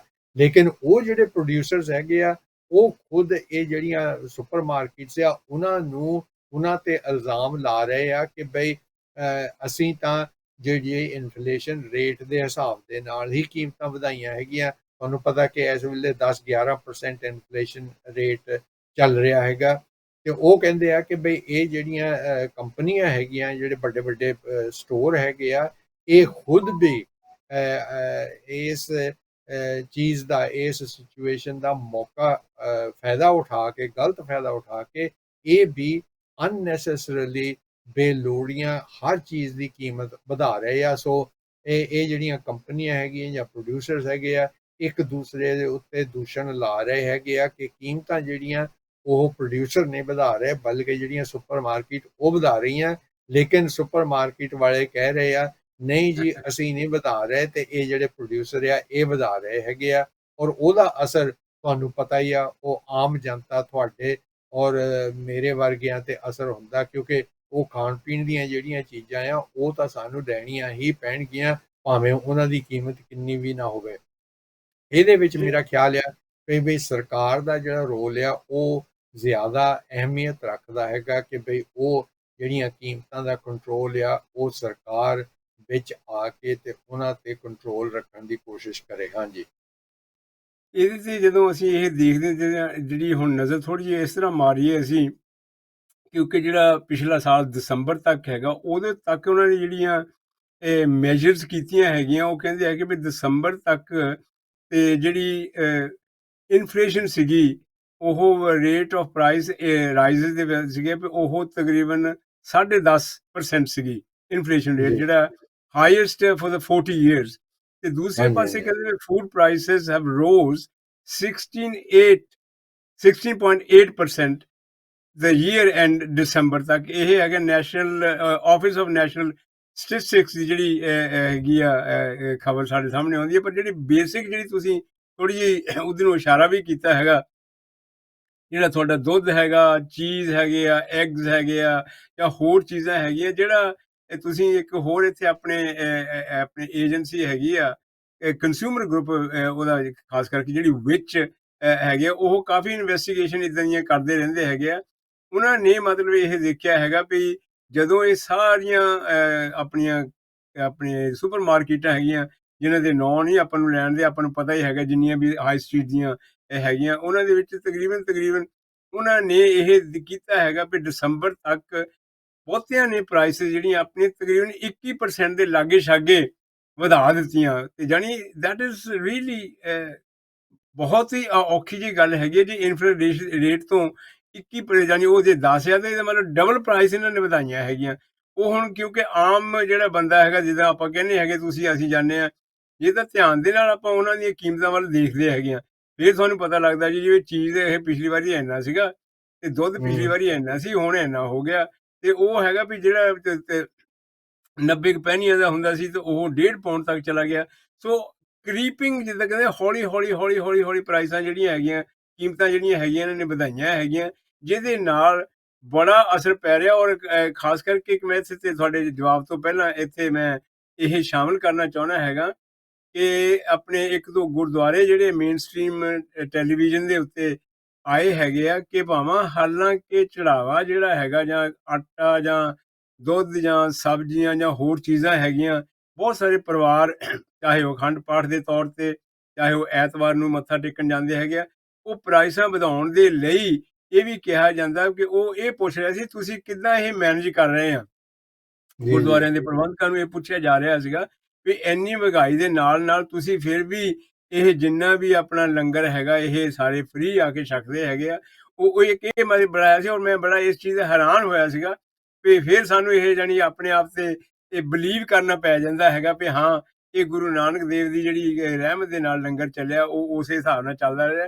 ਕਹਿਣ ਤੋਂ ਭਾਵ ਇਹ ਹੈਗਾ ਵੀ ਇਹ ਜਿਹੜੀਆਂ ਪ੍ਰਾਈਸਾਂ ਹੈਗੀਆਂ, ਜਿਹੜੀਆਂ ਕੀਮਤਾਂ ਹੈਗੀਆਂ, ਉਹਦੇ ਉੱਤੇ ਵੀ ਇਹਦਾ ਅਸਰ ਬਲਦੇਵ ਜੀ ਪੈ ਰਿਹਾ ਹੈਗਾ। ਮੈਂ ਤਾਂ ਇਹ ਜਾਂਦੇ ਨੇ ਇਹ ਸ਼ਾਮਿਲ ਕੀਤੀ ਗੱਲ ਵਿੱਚ। ਹਾਂਜੀ। ਬਿਲਕੁਲ ਪੈਂਦਾ ਜੀ। ਦੇਖੋ ਆਮ ਤੁਸੀਂ ਵੀ ਸ਼ਾਪਿੰਗ ਕਰਨ ਜਾਂਦੇ ਆ, ਸੁਪਰ ਮਾਰਕੀਟ 'ਚ ਜਾਂਦੇ ਹੋਵੋਗੇ, ਕਿ ਤੁਸੀਂ ਜਦ ਉਹ ਵੀਕਐਂਡ ਤੇ ਕਰਦੇ ਹੈਗੇ ਆ ਤਾਂ ਉਹ ਜਿਹੜਾ ਬਿੱਲ ਆ ਵੱਡਾ ਸਾਰਾ ਉਹੀ ਤੁਸੀਂ ਦੇਖਦੇ ਆ। ਤੁਸੀਂ ਇੰਡੀਵਿਜੂਅਲ ਚੀਜ਼ਾਂ ਜਿਹੜੀਆਂ ਆ, ਜਿੱਦਾਂ ਦੁੱਧ ਦੀ ਬੋਤਲ ਹੋਈ ਜਾਂ ਚੀਜ਼ ਲਈ ਹੈਗੀ ਆ, ਜਾਂ ਕੋਈ ਹੋਰ ਖਾਣ ਦੀ ਚੀਜ਼ ਲਈ ਹੈਗੀ ਆ, ਉਹ ਤੁਸੀਂ ਇੰਡੀਵਿਜੂਅਲੀ ਚੈੱਕ ਨਹੀਂ ਕਰਦੇ ਹੈਗੇ ਕਿ ਕਿਹੜੀ ਆਈਟਮ ਤੇ ਕਿੰਨੀ ਜ਼ਿਆਦਾ ਕੀਮਤ ਵਧੀ ਹੈਗੀ ਆ। ਤੇ ਬਾਕੀ ਤੁਸੀਂ ਜੋ ਗੁਰਦੁਆਰਿਆਂ ਦੇ ਲੰਗਰ ਦੀ ਗੱਲ ਕੀਤੀ ਆ, ਤੁਹਾਨੂੰ ਪਤਾ ਕਿ ਸ਼ਰਧਾ ਭਾਵਨਾ ਦੇ ਨਾਲ ਜਿਹੜਾ ਉਹ ਚੜਾਵਾ ਚੜ੍ਹਦਾ ਹੈਗਾ, ਉਹ ਆਪਣੇ ਲੋਕਾਂ ਨੇ ਭਾਵੇਂ ਕੀਮਤਾਂ ਜਿੰਨੀਆਂ ਵੀ ਮਰਜ਼ੀ ਵੱਧ ਜਾਣ, ਉਹ ਉਹਨਾਂ ਨੇ ਚੜਾਉਣਾ ਹੀ ਚੜਾਉਣਾ ਹੁੰਦਾ। ਬਿਲਕੁਲ ਲੰਗਰਾਂ ਤੇ ਵੀ ਇਸ ਚੀਜ਼ ਦਾ ਅਸਰ ਪੈਂਦਾ ਹੈਗਾ। ਮਹਿੰਗਾਈ ਵਧੀ ਹੈਗੀ ਆ, ਉਹ ਲੰਗਰ ਲਈ ਵੀ ਵਧੀ ਹੈਗੀ ਆ, ਆਮ ਘਰਾਂ ਲਈ ਵੀ ਵਧੀ ਹੈਗੀ ਆ। ਲੇਕਿਨ ਆਪਣੀ ਪਰੰਪਰਾ ਜਿਹੜੀ ਆ, ਮੇਰਾ ਖਿਆਲ ਹੈ ਕਿ ਉਹਦੀ ਤਾਰੀਫ ਤੁਹਾਨੂੰ ਕਰਨੀ ਪਏਗੀ ਕਿ ਲੋਕਾਂ ਦੇ ਦਿਲ ਬੜੇ ਖੁੱਲ੍ਹੇ ਹੁੰਦੇ ਆ, ਕਿ ਉਹ ਜਦ ਚੜਾਵਾ ਚੜਾਉਂਦੇ ਆ ਤੇ ਉਹ ਇਹ ਨਹੀਂ ਦੇਖਦੇ ਵੀ ਕਿਹੜੀ ਚੀਜ਼ ਮਹਿੰਗੀ ਆ ਤੇ ਕਿਹੜੀ ਸਸਤੀ ਆ, ਤੇ ਉਹਨਾਂ ਨੇ ਉਹ ਕੰਮ ਕਰਨਾ ਹੀ ਹੁੰਦਾ। ਲੇਕਿਨ ਜਿਹੜੀ ਹੈਗੀਆਂ ਕੀਮਤਾਂ ਦਾ ਵਧੀਆਂ ਹੈਗੀਆਂ, ਉਹਦਾ ਅਸਰ ਆਮ ਜਨਤਾ ਤੇ ਤੁਹਾਡੇ ਤੇ ਮੇਰੇ ਤੇ ਹੋਇਆ ਹੈਗਾ। ਉਹ ਹੌਲੀ-ਹੌਲੀ ਪਤਾ ਲੱਗੂਗਾ। ਇਸੇ ਹੀ ਕਰਕੇ ਸਾਰੇ ਜਾਣੇ ਇਹ ਮਹਿਸੂਸ ਕਰ ਰਹੇ ਹੈਗੇ ਆ ਕਿ ਬਈ ਜਿਹੜਾ ਆਰਥਿਕ ਸੰਕਟ ਆ ਇਹਦੇ ਨਾਲ ਨਿਪਟਣਾ ਕਿਸ ਤਰ੍ਹਾਂ ਹੈਗਾ। ਤੁਹਾਨੂੰ ਪਤਾ ਜਿਹੜੀਆਂ ਹੜਤਾਲਾਂ ਵੀ ਹੋ ਰਹੀਆਂ, ਨਰਸਿਸ ਜਿਹੜੀਆਂ ਹੈਗੀਆਂ ਹਸਪੀਟਲਸ ਦੀਆਂ, ਉਹ ਆਪਣੀਆਂ ਹੜਤਾਲਾਂ ਕਰ ਰਹੇ ਹੈਗੇ ਆ। ਜਿਹੜੀ ਰੇਲਵੇ ਵਾਲੇ ਉਹ ਕਰ ਰਹੇ ਆ, ਉਹ ਇਸੇ ਹੀ ਲਈ ਕਰ ਰਹੇ ਹੈਗੇ ਕਿ ਜਿਹੜੀਆਂ ਕੀਮਤਾਂ ਵਧੀਆਂ ਹੈਗੀਆਂ, ਲੇਕਿਨ ਜਿਹੜੀਆਂ ਸਾਡੀਆਂ ਤਨਖਾਹਾਂ ਆ ਉਹ ਬਿਲਕੁਲ ਨਹੀਂ ਵਧੀਆਂ ਹੈਗੀਆਂ। ਇਸ ਲਈ ਉਹ ਤਨਖਾਹਾਂ ਵੀ ਵਧਾਈਆਂ ਜਾਣ ਤਾਂ ਕਿ ਅਸੀਂ ਆਪਣੇ ਘਰ ਦਾ ਗੁਜ਼ਾਰਾ ਜਿਹੜਾ ਆ ਉਹ ਉਸੇ ਤਰ੍ਹਾਂ ਕਰਦੇ ਰਹੀਏ ਜਿਸ ਤਰ੍ਹਾਂ ਅਸੀਂ ਪਹਿਲਾਂ ਇਹਨਾਂ ਕੀਮਤਾਂ ਵਧਣ ਤੋਂ ਪਹਿਲਾਂ ਕਰਦੇ ਸੀ। ਇਸ ਲਈ ਇਹ ਜਿਹੜੀ ਹੈਗੀ ਆ ਤਨਖਾਹ ਆ ਉਹ ਵੀ ਘੱਟ ਤੋਂ ਘੱਟ 10% ਤਾਂ ਵਧਣੀ ਚਾਹੀਦੀ ਆ ਤਾਂ ਕਿ ਉਹ ਜਿਹੜਾ ਇਨਫਲੇਸ਼ਨ ਰੇਟ ਆ ਉਹਨੂੰ ਕਵਰ ਕੀਤਾ ਜਾ ਸਕੇ। ਹਾਂਜੀ ਹਾਂਜੀ, ਦੇਖੋ ਹੁਣ ਇਹ ਹੈਗਾ ਜਦ ਤੱਕ ਇਹ ਸੰਕਟ ਆਪਣੇ ਸਾਹਮਣੇ ਹੈਗਾ ਆ, ਉਹਦੇ ਨਾਲ ਇਹ ਜਿੰਨੀਆਂ ਵੀ ਕੀਮਤਾਂ ਹੈਗੀਆਂ, ਹੁਣ ਜਿੱਦਾਂ ਕਿਹਾ ਜਾ ਰਿਹਾ ਕਿ ਵੀ ਇਨਫਲੇਸ਼ਨ ਜਿਹੜੀ ਹੈਗੀ ਆ ਉਹ ਬੜੀ ਸਪੀਡ ਦੇ ਨਾਲ, ਬੜੀ ਜਲਦੀ ਦੇ ਨਾਲ ਉਹ ਥੱਲੇ ਆ ਰਹੀ ਹੈਗੀ ਆ। ਉਹਦੇ ਆਉਣ ਦੇ ਨਾਲ ਫਿਰ ਜਿਹੜੀਆਂ ਇਹਨਾਂ ਕੀਮਤਾਂ ਦੇ ਉੱਤੇ ਕੀ ਇਹ ਸੁਪਰ ਮਾਰਕੀਟਾਂ ਜਾਂ ਇਹ ਜਿਹੜੇ ਬਿਜ਼ਨਸਮੈਨ ਹੈਗੇ ਆ, ਪ੍ਰਾਈਸਾਂ ਜਿਹੜੀਆਂ ਕੀਮਤਾਂ ਹੈਗੀਆਂ, ਮੁੜ ਕੇ ਉਹਨਾਂ ਨੂੰ ਵੀ ਥੱਲੇ ਕਰਨਗੇ। ਜਿੱਦਾਂ ਇਹ ਵਧਾਉਂਦੇ ਆ ਤਾਂ ਉੱਦਾਂ ਹੀ ਥੱਲੇ ਕਰਨਗੇ, ਤੇ ਜੇ ਨਹੀਂ ਵੀ ਕਰਨਗੇ, ਮੈਨੂੰ ਪੂਰਾ ਯਕੀਨ ਹੈ ਕਿ ਗੌਰਮੈਂਟ ਦੇ ਜਿਹੜੇ ਵੀ ਇਹ ਅਧਿਕਾਰੀ ਹੈਗੇ ਇਸ ਪਾਸੇ ਪੂਰਾ ਧਿਆਨ ਦੇਣਗੇ। ਚਲੋ ਹੁਣ ਆਪਾਂ ਅੱਗੇ ਦੇਖਦੇ ਹੈਗੇ ਆ ਪਿਛਲੇ ਦਿਨਾਂ ਦੇ ਵਿੱਚ। ਔਰ ਮੈਂ ਇਹ ਖਬਰ ਤੋਂ ਪਹਿਲਾਂ ਬਲਦੇਵ ਜੀ ਨਾਲ ਕਹਿ ਦੇਵਾਂ ਵੀ ਕਈ ਵਾਰੀ ਇਹ ਜਿਹੜੀਆਂ ਨਿੱਕੀਆਂ-ਨਿੱਕੀਆਂ ਖਬਰਾਂ ਹੈਗੀਆਂ ਉਹਨਾਂ ਨੂੰ ਬੜਾ ਉਭਾਰਿਆ ਜਾਂਦਾ। ਉਹ ਹੁਣ ਜੀ ਅਗਲੀ ਖਬਰ ਹੈਗੀ ਹੈ ਕਿ ਪ੍ਰਾਈਮ ਮਿਨਿਸਟਰ ਰਿਸ਼ੀ ਸੁਨਕ ਇੰਟਰਵਿਊ ਦੇ ਰਿਹਾ ਹੈਗਾ, ਤੇ ਔਰ ਪਿਛਲੀ ਸੀਟ ਤੇ ਬੈਠਾ ਹੋਇਆ, ਉਹਨੇ ਸੀਟ ਬੈਲਟ ਨਹੀਂ ਲਾਈ ਹੋਈ। ਜਿਹੜੀ ਸੀਟ ਬੈਲਟ ਪਿਛਲੀ ਤੇ ਹੈਗੀ ਹੈ, ਕਾਨੂੰਨ ਤਾਂ ਹੈਗਾ ਪਿਛਲੀ ਸੀਟ ਬੈਲਟ ਤੇ ਲਾਓ, ਤੇ ਮੇਰਾ ਖਿਆਲ ਇਹ, ਜੇ ਮੈਂ ਗਲਤ ਵੀ ਹੋ ਸਕਦਾ ਹੈਗਾ, ਵੀ ਇਹ ਕੰਪਲਸਰੀ ਹੈ ਕਿ ਨਹੀਂ ਹੈ। ਫਰੰਟ ਦੀ ਤਾਂ ਬਿਲਕੁਲ ਹੈਗੀ ਕੰਪਲਸਰੀ। ਜੇ ਪਿਛਲੀ ਸੀਟ ਤੇ ਬੈਠੇ, ਹੁਣ ਕਈ ਵਾਰੀ ਅਸੀਂ ਬੈਠੇ ਹੁੰਦੇ ਹਾਂ ਪਿਛਲੀ ਸੀਟ ਤੇ ਬੈਲਟ ਨਹੀਂ ਲਾਈ ਹੁੰਦੀ, ਪਰ ਕਿਉਂਕਿ ਉਹ ਪ੍ਰਾਈਮ ਮਿਨਿਸਟਰ ਹੈਗਾ, ਤੇ ਹੁਣ ਜੇ ਇਹਦੇ ਨਾਲ ਇਹ ਵੀ ਦੇਖਿਆ ਜਾਵੇ ਕੀ ਇਹਦਾ ਕਿੰਨਾ ਕੁ ਅਸਰ ਪੈਂਦਾ ਹੈਗਾ ਵੀ ਹਾਂ ਉਹ ਆਪਣੀ ਜਿਹੜੀ ਕਾਬਲੀਅਤ ਆ ਉਹਦੀ ਸੀਟ ਬੈਲਟ ਦੇ ਨਾਲ ਹੀ ਦੇਖੀ ਜਾਂਦੀ ਹੈ। ਤੁਹਾਨੂੰ ਯਾਦ ਹੋਣਾ ਕਿ ਜਦੋਂ ਐਡ ਮਿਲੀਬੈਂਡ ਸੀਗਾ ਲੇਬਰ ਪਾਰਟੀ ਦਾ ਲੀਡਰ, ਉਹ ਇੱਕ ਜਗ੍ਹਾ ਦੇ ਉੱਤੇ ਇੱਕ ਸੈਂਡਵਿਚ, ਬੇਕਨ ਸੈਂਡਵਿਚ ਖਾ ਰਿਹਾ ਸੀ। ਉਹ ਇੱਕ ਬੜੀ ਸਾਰੀ ਫੋਟੋ ਉਹਦੀ ਲਗਾਈ ਗਈ ਸੀ। ਇਸੇ ਤਰ੍ਹਾਂ ਬੋਰਿਸ ਜੌਨਸਨ ਇਸ ਤਰ੍ਹਾਂ ਕੌਫੀ ਕਿਤੇ ਪੀ ਰਿਹਾ ਸੀ, ਤੇ ਉਹ ਕੌਫੀ ਸਵਾਈਪ ਕਰਕੇ ਜਾਂ ਡੁੱਲ ਗਈ ਜਾਂ ਕਿਸੇ ਪਾਸੇ ਹੋ ਗਿਆ। ਉਹੋ ਜਿਹੀਆਂ ਚੀਜ਼ਾਂ ਕਈ ਵਾਰੀ ਇੱਦਾਂ ਦੀ ਜਿਹੜੀਆਂ ਹੈਗੀਆਂ ਅਨਨੈਸੈਸਰੀ, ਜਾਂ ਉਹੋ ਜਿਹੀਆਂ ਗੱਲਾਂ ਨੂੰ ਇਹੋ ਜਿਹਾ ਉਭਾਰਿਆ ਜਾਂਦਾ ਹੈਗਾ ਵੀ ਹਾਂ ਜੀ ਦੇਖੋ ਜੀ ਇਹ ਸੈਂਡਵਿਚ ਕਿੱਦਾਂ ਖਾ ਰਿਹਾ ਜਾਂ ਫਲਾਨਾ ਹੈਗਾ। ਇਹ ਇੱਕ ਬਹੁਤ ਤਗੜੀ ਸੁਰਖੀ ਬਣ ਜਾਂਦੀ ਹੈ। ਤੇ ਕੀ ਜੋ ਪ੍ਰਾਈਮ ਮਿਨਿਸਟਰ ਦੀ ਜਿਹੜੀ ਸੀਟ ਬੈਲਟ ਸੀਗੀ, ਉਹ ਨਾ ਲਾਉਣ ਦੇ ਲਈ ਇੰਨਾ ਉਸ ਨੂੰ ਉਭਾਰਿਆ ਗਿਆ, ਜਿਹੜੀ ਫਿਕਸ ਪੈਨਲਟੀ ਵੀ ਉਹਨੂੰ ਮੇਰੇ ਖਿਆਲ ਲਗਾਈ ਗਈ ਹੈਗੀ ਹੈ। ਤੇ ਇਹ ਸੈਕੰਡ ਮੇਰੇ ਖਿਆਲ ਫਿਕਸ ਪੈਨਲਟੀ ਹੈਗੀ। ਪਹਿਲੀ ਜਿਹੜੀ ਉਹ ਬੋਰਿਸ ਜੌਨਸਨ ਦੇ ਨਾਲ ਪਾਰਟੀ ਗੇਟ ਵਾਲੀ ਸੀਗੀ, ਤੇ ਉਹਦੇ ਤੇ ਮੇਰਾ ਖਿਆਲ ਉਦੋਂ ਵੀ ਫਿਕਸ ਪੈਨਲਟੀ ਇਹਨੂੰ ਰਿਸ਼ੀ ਸੁਨਕ ਨੂੰ ਮਿਲੀ ਹੈ, ਤੇ ਇਹ ਮੇਰੇ ਖਿਆਲ ਸੈਕੰਡ ਮਿਲੀ ਹੈਗੀ ਹੈ। ਕੀ ਇਹੋ ਜਿਹੀਆਂ ਜਿਹੜੀਆਂ ਛੋਟੀਆਂ ਮੋਟੀਆਂ ਖਬਰਾਂ ਹੈਗੀਆਂ ਇਹਨੂੰ ਇੰਨਾ ਉਭਾਰ ਦੇ ਨਾਲ ਕੀ ਉਹਦੀ ਕਾਬਲੀਅਤ ਦੇ ਉੱਤੇ ਅਸਰ ਪਾਉਣਾ ਚਾਹੁੰਦੇ ਹੈਗੇ, ਜਾਂ ਇਹ ਹੈਗਾ ਵੀ ਹਾਂ ਜੀ ਲੋਕਾਂ ਨੂੰ ਦੱਸਣ ਦੇ ਲਈ ਕਿ ਜੇ ਤੁਸੀਂ ਸੀਟ ਬੈਲਟ ਨਹੀਂ ਲਾਈ ਤੇ ਤੁਹਾਡੇ ਤੇ ਵੀ ਇਹੀ ਅਸਰ ਹੋਏਗਾ। ਜੇ ਪ੍ਰਾਈਮ ਮਿਨਿਸਟਰ ਨੇ ਮਤਲਬ ਪਿਛਲੀ ਸੀਟ ਤੇ ਬੈਠ ਕੇ ਆਪਣੀ ਇੰਟਰਵਿਊ ਦੇ ਰਿਹਾ ਔਰ ਸੀਟ ਬੈਲਟ ਨਹੀਂ ਲਾਈ ਹੈਗੀ ਹੈ, ਤੇ ਕਾਫੀ ਮਤਲਬ ਖਬਰ ਕਿਸੇ ਉੱਭਰ ਕੇ ਸਾਹਮਣੇ ਆਈ ਹੈਗੀ। ਕੀ ਕਹਿਣਾ ਚਾਹੋਗੇ? ਦੇਖੋ ਜੀ, ਇਹਦੇ 'ਚ ਸਿੰਪਲ ਰੂਲ ਇਹ ਹੈਗਾ ਕਿ ਜਿਹੜੀ ਪਬਲਿਕ ਫਿਗਰ ਬਣਨਾ ਉਹਨਾਂ ਦੀ ਆਪਣੀ ਚੋਇਸ ਹੈਗੀ ਆ। ਰਿਸ਼ੀ ਸੁਨਕ ਨੂੰ ਕਿਸੇ ਨੇ ਮਜਬੂਰ ਨਹੀਂ ਸੀ ਕੀਤਾ ਕਿ ਵੀ ਉਹ MP ਲਈ ਖੜਾ ਹੋਵੇ। ਉਹ ਖੜਾ ਹੋਇਆ ਕਿਉਂਕਿ ਉਹ ਇੱਕ ਪਬਲਿਕ ਫਿਗਰ ਬਣਨਾ ਚਾਹੁੰਦਾ ਸੀਗਾ। ਇਸ ਲਈ ਜੇਕਰ ਉਹਨਾਂ ਦੇ ਵਿਰੁੱਧ ਕੋਈ ਕਿੰਤੂ ਪਰੰਤੂ ਕੀਤਾ ਜਾਂਦਾ ਉਹਨਾਂ ਦੇ ਬਿਹੇਵੀਅਰ ਤੋਂ, ਉਹਨਾਂ ਦੇ ਰਵੱਈਏ ਤੋਂ, ਤਾਂ ਉਹਨਾਂ ਨੂੰ ਇਹ ਮਨਜ਼ੂਰ ਕਰਨਾ ਹੀ ਪਏਗਾ। ਹੁਣ ਆਹ ਜਿਹੜੀ ਖਬਰ ਹੈਗੀ ਆ ਕਿ ਬਈ ਮੇਰਾ ਖਿਆਲ ਆ ਉਹ ਇੰਟਰਵਿਊ ਨਹੀਂ ਸੀ ਦੇ ਰਿਹਾ ਕਿ ਉਹ ਕਿਤਿਓਂ ਆਪਣੇ ਘਰ ਨੂੰ ਜਾ ਰਿਹਾ ਸੀਗਾ ਦਫ਼ਤਰ ਦੇ ਵਿੱਚੋਂ, ਜਾਂ ਕਿਸ ਤਰ੍ਹਾਂ ਦਾ ਵੀ ਆ ਕਿ ਉਹ ਕੋਈ ਮੈਸੇਜ ਰਿਕਾਰਡ ਕਰ ਰਿਹਾ ਸੀਗਾ, ਕਿਉਂਕਿ ਉਹ ਪਬਲਿਕ ਫਿਗਰ ਹੋਣ ਕਰਕੇ ਉਹਨਾਂ ਦੇ ਜਿਹੜੇ ਆਪਣੇ ਅਕਾਊਂਟਸ ਹੈਗੇ ਆ ਸੋਸ਼ਲ ਮੀਡੀਆ ਤੇ, ਉਹਦੇ ਤੇ ਉਹ ਇਸ ਤਰ੍ਹਾਂ ਦੀਆਂ ਵੀਡੀਓ ਬਣਾ ਕੇ ਪਾਉਂਦੇ ਹੀ ਰਹਿੰਦੇ ਆ। ਲੇਕਿਨ ਜਦੋਂ ਉਹ ਕਈ ਲੋਕਾਂ ਨੇ ਦੇਖਿਆ ਕਿ ਬਈ ਇਹ ਆਪਣੀ ਕਾਰ 'ਚ ਬੈਠਾ ਇਹ ਮੈਸੇਜ ਰਿਕਾਰਡ ਕਰ ਰਿਹਾ ਹੈਗਾ, ਲੇਕਿਨ ਇਹਨੇ ਸੀਟ ਬੈਲਟ ਕਿਉਂ ਨਹੀਂ ਲਾਈ ਹੈਗੀ। ਜੇਕਰ ਤੁਸੀਂ ਜਾਂ ਮੈਂ ਕੀਤਾ ਹੁੰਦਾ ਤੇ ਕੋਈ ਕਿਸੇ ਨੇ ਵੀ ਕੋਈ ਇਹਦਾ ਨੋਟਿਸ ਨਹੀਂ ਸੀ ਲੈਣਾ। ਕਿਉਂਕਿ Yeah. ਉਹ ਪਬਲਿਕ ਫਿਗਰ ਹੈਗੇ ਆ। ਔਰ ਸ਼ਾਇਦ ਇਹ ਵੀ ਹੋਵੇ ਕਿ ਉਹਨੇ ਪਹਿਲਾਂ ਸੀਟ ਬੈਲਟ ਲਾਈ ਹੋਵੇ ਤੇ ਕੈਮਰੇ ਦੇ ਉੱਪਰ ਆਉਣ ਦੇ ਆਪਣੇ ਆਪ ਨੂੰ ਥੋੜਾ ਜਿਹਾ ਰਿਲੈਕਸ ਕਰਨ ਦੇ ਉਹਨੇ ਉਹ ਜਿਹੜੀ ਸੀਟ ਬੈਲਟ ਆ ਉਹ 5-10 ਮਿੰਟ ਦੇ ਲਈ ਉਹ ਲਾਤੀ ਹੋਵੇ ਤੇ ਉਹ ਇਨੋਸੈਂਟ ਵੀ ਇਹਦੇ ਵਿੱਚ ਹੋ ਸਕਦਾ। ਲੇਕਿਨ ਹਕੀਕਤ ਇਹ ਆ ਕਿਉਂਕਿ ਉਹ ਪਬਲਿਕ ਫਿਗਰ ਹੋਣ ਕਰਕੇ ਇਹ ਜਿਹੜਾ ਨੋਟਿਸ ਲੈਂਦੇ ਹੈਗੇ ਆ ਲੋਕ, ਉਹ ਇਸ ਤਰ੍ਹਾਂ ਦੀਆਂ ਪਬਲਿਕ ਫਿਗਰ ਨੂੰ ਬਰਦਾਸ਼ਤ ਕਰਨਾ ਹੀ ਪਏਗਾ। ਔਰ ਕਿਉਂਕਿ ਉਹ ਇੱਕ ਆਮ ਜਨਤਾ ਲਈ ਉਦਾਹਰਣ ਬਣ ਜਾਂਦੇ, ਕਿਉਂਕਿ ਇਹ ਕਹਿੰਦੇ ਰਹਿੰਦੇ ਆ ਜੀ ਤੁਸੀਂ ਕਾਨੂੰਨ ਦਾ ਪਾਲਣ ਕਰੋ ਜੀ। ਜਿੰਨੇ ਵੀ ਪੋਲੀਟੀਸ਼ੀਅਨ ਆ ਇਹ ਦੁਨੀਆ ਦੇ ਸਾਹਮਣੇ ਇਹੀ ਕਹਿੰਦੇ ਜੀ ਕਾਨੂੰਨ ਆ ਕਹਿੰਦਾ, ਕਾਨੂੰਨ ਆ ਕਹਿੰਦਾ, ਕਾਨੂੰਨ ਦੀ ਪਾਲਣਾ ਤੁਹਾਨੂੰ ਕਰਨੀ ਪਏਗੀ। ਜਦ ਉਹਨਾਂ ਤੇ ਗੱਲ ਆਉਂਦੀ ਆ ਤੇ ਫਿਰ ਉਹਨਾਂ ਨੂੰ ਵੀ ਉਸ ਕਾਨੂੰਨ ਦੀ ਪਾਲਣਾ ਕਰਨੀ ਪਏਗੀ। ਭਾਵੇਂ ਇਸ ਤਰ੍ਹਾਂ ਦਾ ਲੱਗਦਾ ਕਿ ਛੋਟੀ ਜਿਹੀ ਗੱਲ ਦਾ ਇਹ ਪਹਾੜ ਬਣਾਇਆ ਗਿਆ, ਲੇਕਿਨ ਕਿਸੇ ਹੱਦ ਤੱਕ ਠੀਕ ਵੀ ਹੈਗਾ ਕਿਉਂਕਿ ਉਹ ਇੱਕ ਪਬਲਿਕ ਫਿਗਰ ਆ। ਉਹਨਾਂ ਨੂੰ ਐਗਜ਼ਾਮਪਲ ਸੈੱਟ ਕਰਨੀ ਪੈਣੀ ਹੁੰਦੀ ਆ। ਇਸ ਲਈ ਜੇਕਰ ਉਸ ਨੂੰ ਰਿਸ਼ੀ ਸੁਨਕ ਨੂੰ 100 ਪਾਉਂਡ ਦਾ ਜੁਰਮਾਨਾ ਵੀ ਪੁਲਿਸ ਨੇ ਕੀਤਾ ਹੈਗਾ ਇਹਦੇ ਕਰਕੇ, ਤੇ ਮੈਂ ਸਮਝਦਾ ਕਿ ਉਹ ਵਾਜਬ ਹੈਗਾ। ਤੇ ਔਰ ਇਹਦੇ ਲਈ ਇਹ ਲੋਕ ਜਿਹੜੇ ਉੱਤਰਦਾਈ ਹੈਗੇ ਆ, ਭਾਵੇਂ ਤੁਹਾਡੇ ਵਰਗੇ ਜਾਂ ਮੇਰੇ ਵਰਗੇ ਉੱਤਰਦਾਈ ਹੋ ਵੀ ਸਕਦੇ, ਨਹੀਂ ਵੀ ਹੋ ਸਕਦੇ, ਅਸੀਂ ਤਾਂ ਆਮ ਜਨਤਾ ਦੇ ਵਿੱਚੋਂ ਹੈਗੇ ਆ, ਇਹ ਜਨਤਾ ਦੇ ਲੀਡਰ ਹੈਗੇ ਆ। ਇਸ ਲਈ ਇਹਨਾਂ ਨੂੰ ਇਹ ਚੀਜ਼ਾਂ ਬਰਦਾਸ਼ਤ ਕਰਨੀਆਂ ਪੈਣਗੀਆਂ ਔਰ ਅੱਗੇ ਵਾਸਤੇ ਬਹੁਤ ਕੇਅਰਫੁਲ ਹੋ ਕੇ ਚੱਲਣਾ ਪਊਗਾ ਕਿ ਉਹ ਕੀ ਕਰਦੇ ਆ ਜਾਂ ਕੀ ਕਰਨ ਦੀ ਕੋਸ਼ਿਸ਼ ਕਰਦੇ ਆ ਜੀ। ਹਾਂਜੀ, ਆਪਣੇ ਕੋਲ ਸਿਰਫ ਮਿੰਟ 3 ਕੁ ਰਹਿ ਗਏ ਆ। ਆਖਿਰ ਦੇ ਵਿੱਚ ਜਾਂਦੇ ਜਾਂਦੇ ਆਪਾਂ ਦੇਖ ਲਈਏ ਇੱਕ ਹੋਰ ਆਈ ਸੀ ਕਿ ਟਰਕੀ ਦੇ ਵਿੱਚ ਸੌਰੀ ਟਰਕੀ ਨੇ ਕੰਡੈਮ ਕੀਤਾ ਹੈਗਾ ਸਵੀਡਨ ਦੇ ਵਿੱਚ ਜਿਹੜਾ ਹੈਗਾ ਆਪਣੇ ਕੁਰਾਨ ਨੂੰ ਜਾਲਿਆ ਗਿਆ ਹੈਗਾ। ਉਹਦੇ ਤੇ ਉਹ ਗੱਲ ਕਹਿ ਰਹੇ ਹੈਗੇ ਆ ਜਿਹੜੀ ਇਹ ਸਾਹਮਣੇ ਗੱਲ ਆਈ ਹੈਗੀ ਹੈ। ਤੇ ਉਹ ਟਰਕੀ ਵਾਲੇ ਉਹਨਾਂ ਨੂੰ ਕਾਫੀ ਅਪੀਲ ਕਰ ਰਹੇ ਹੈਗੇ ਆ ਕਿ ਜਿਹੜੀ ਵੀ ਪ੍ਰੋਟੈਸਟ ਸੀਗੀ ਉਹਨੂੰ ਕਾਲ ਆਫ ਕੀਤਾ ਜਾਵੇ।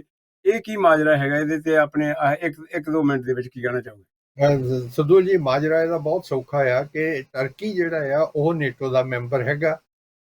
ਸਵੀਡਨ ਵਾਲਿਆਂ ਨੇ ਐਪਲੀਕੇਸ਼ਨ ਦਿੱਤੀ ਹੈਗੀ ਨੇਟੋ ਨੂੰ ਕਿ ਬਈ ਸਾਨੂੰ ਵੀ ਤੁਸੀਂ ਨੇਟੋ ਦਾ ਮੈਂਬਰ ਬਣਾ ਲਓ। ਉਹਦੇ ਵਿੱਚ ਨੇਟੋ ਦਾ ਇੱਕ ਰੂਲ ਆ ਕਿ ਜਿੰਨਾ ਚਿਰ ਸਾਰੇ ਹੀ ਨੇਟੋ ਦੇ ਮੈਂਬਰ ਯੂਨੈਨਿਮਸਲੀ ਉਹਦੇ ਵਿੱਚ ਸਹਿਮਤੀ ਪ੍ਰਗਟ ਨਹੀਂ ਕਰਦੇ, ਉਨਾ ਚਿਰ ਹੋਰ ਕਿਸੇ ਨੂੰ ਉਸ ਦਾ ਮੈਂਬਰ ਨਹੀਂ ਬਣਾਇਆ ਜਾ ਸਕਦਾ। ਲੇਕਿਨ ਜਿਹੜੇ ਟਰਕੀ ਦੇ ਕਈ ਲੋਕ ਹੈਗੇ ਜਿਹੜੇ ਕਿ ਟਰਕਿਸ਼ ਸਰਕਾਰ ਦੇ ਵਿਰੁੱਧ ਸੀਗੇ, ਉਹਨਾਂ ਨੇ ਸਵੀਡਨ ਜਾ ਕੇ ਆਪਣੀ ਪਨਾਹ ਲਈ ਹੋਈ ਹੈਗੀ ਆ। ਲੇਕਿਨ ਹੁਣ ਗੱਲ ਇਹ ਆਉਂਦੀ ਆ ਕਿਉਂਕਿ ਸਵੀਡਨ ਨੇ ਐਪਲੀਕੇਸ਼ਨ ਦਿੱਤੀ ਸੀ, ਟਰਕੀ ਨੇ ਕਹਿ ਦਿੱਤਾ ਜੀ ਅਸੀਂ ਸਹਿਮਤ ਨਹੀਂ ਹੈਗੇ ਕਿ ਇਹਨਾਂ ਨੂੰ ਨੇਟੋ ਦਾ ਮੈਂਬਰ ਬਣਾਇਆ ਜਾਵੇ। ਔਰ ਉੱਥੇ ਜਿਹੜੀ ਆ ਮੇਰਾ ਖਿਆਲ ਹੈ ਇਹ ਜਿਹੜੇ ਸਵੀਡਨ ਦੇ ਲੋਕਾਂ ਨੇ ਵੀ ਆਹ ਕੁਰਾਨ ਨੂੰ ਜਾਲਿਆ ਹੈਗਾ, ਉਹ ਵੀ ਬਹੁਤ ਗਲਤ ਗੱਲ ਕੀਤੀ ਹੈਗੀ ਆ। ਉਹਨਾਂ ਨੇ ਪੋਲੀਟਿਕਸ ਇੱਕ ਪਾਸੇ ਆ, ਲੇਕਿਨ ਜਿਹੜੀਆਂ ਲੋਕਾਂ ਦੀਆਂ ਵਿਸ਼ਵਾਸ ਦੀਆਂ ਭਾਵਨਾਵਾਂ ਉਹ ਅਲੱਗ ਹੁੰਦੀਆਂ ਹੈਗੀਆਂ, ਉਹਨਾਂ ਨੂੰ ਵੀ ਨਹੀਂ ਸੀ ਕਰਨਾ ਚਾਹੀਦਾ। ਹੁਣ ਦੇਖਦੇ ਹਾਂ ਕਿ ਬਈ ਇਹ ਜਿਹੜੀ ਝਗੜਾ ਹੈਗਾ ਟਰਕੀ ਦਾ, ਨੇਟੋ ਦਾ ਤੇ ਸਵੀਡਨ ਦਾ, ਇਹ ਕਿੱਧਰ ਨੂੰ ਜਾਂਦਾ ਹੈਗਾ ਕਿ ਜੇਕਰ ਤੁਹਾਨੂੰ ਕਿਸੇ ਤੋਂ ਤੁਹਾਨੂੰ ਕੰਮ ਲੈਣਾ ਹੈਗਾ ਤੇ ਤੁਹਾਨੂੰ ਉਹਦੇ ਵਿਰੁੱਧ ਉਹਦੇ ਡਾਂਗਾ ਮਾਰ ਕੇ ਤੁਸੀਂ ਕੰਮ ਨਹੀਂ ਲੈ ਸਕਦੇ।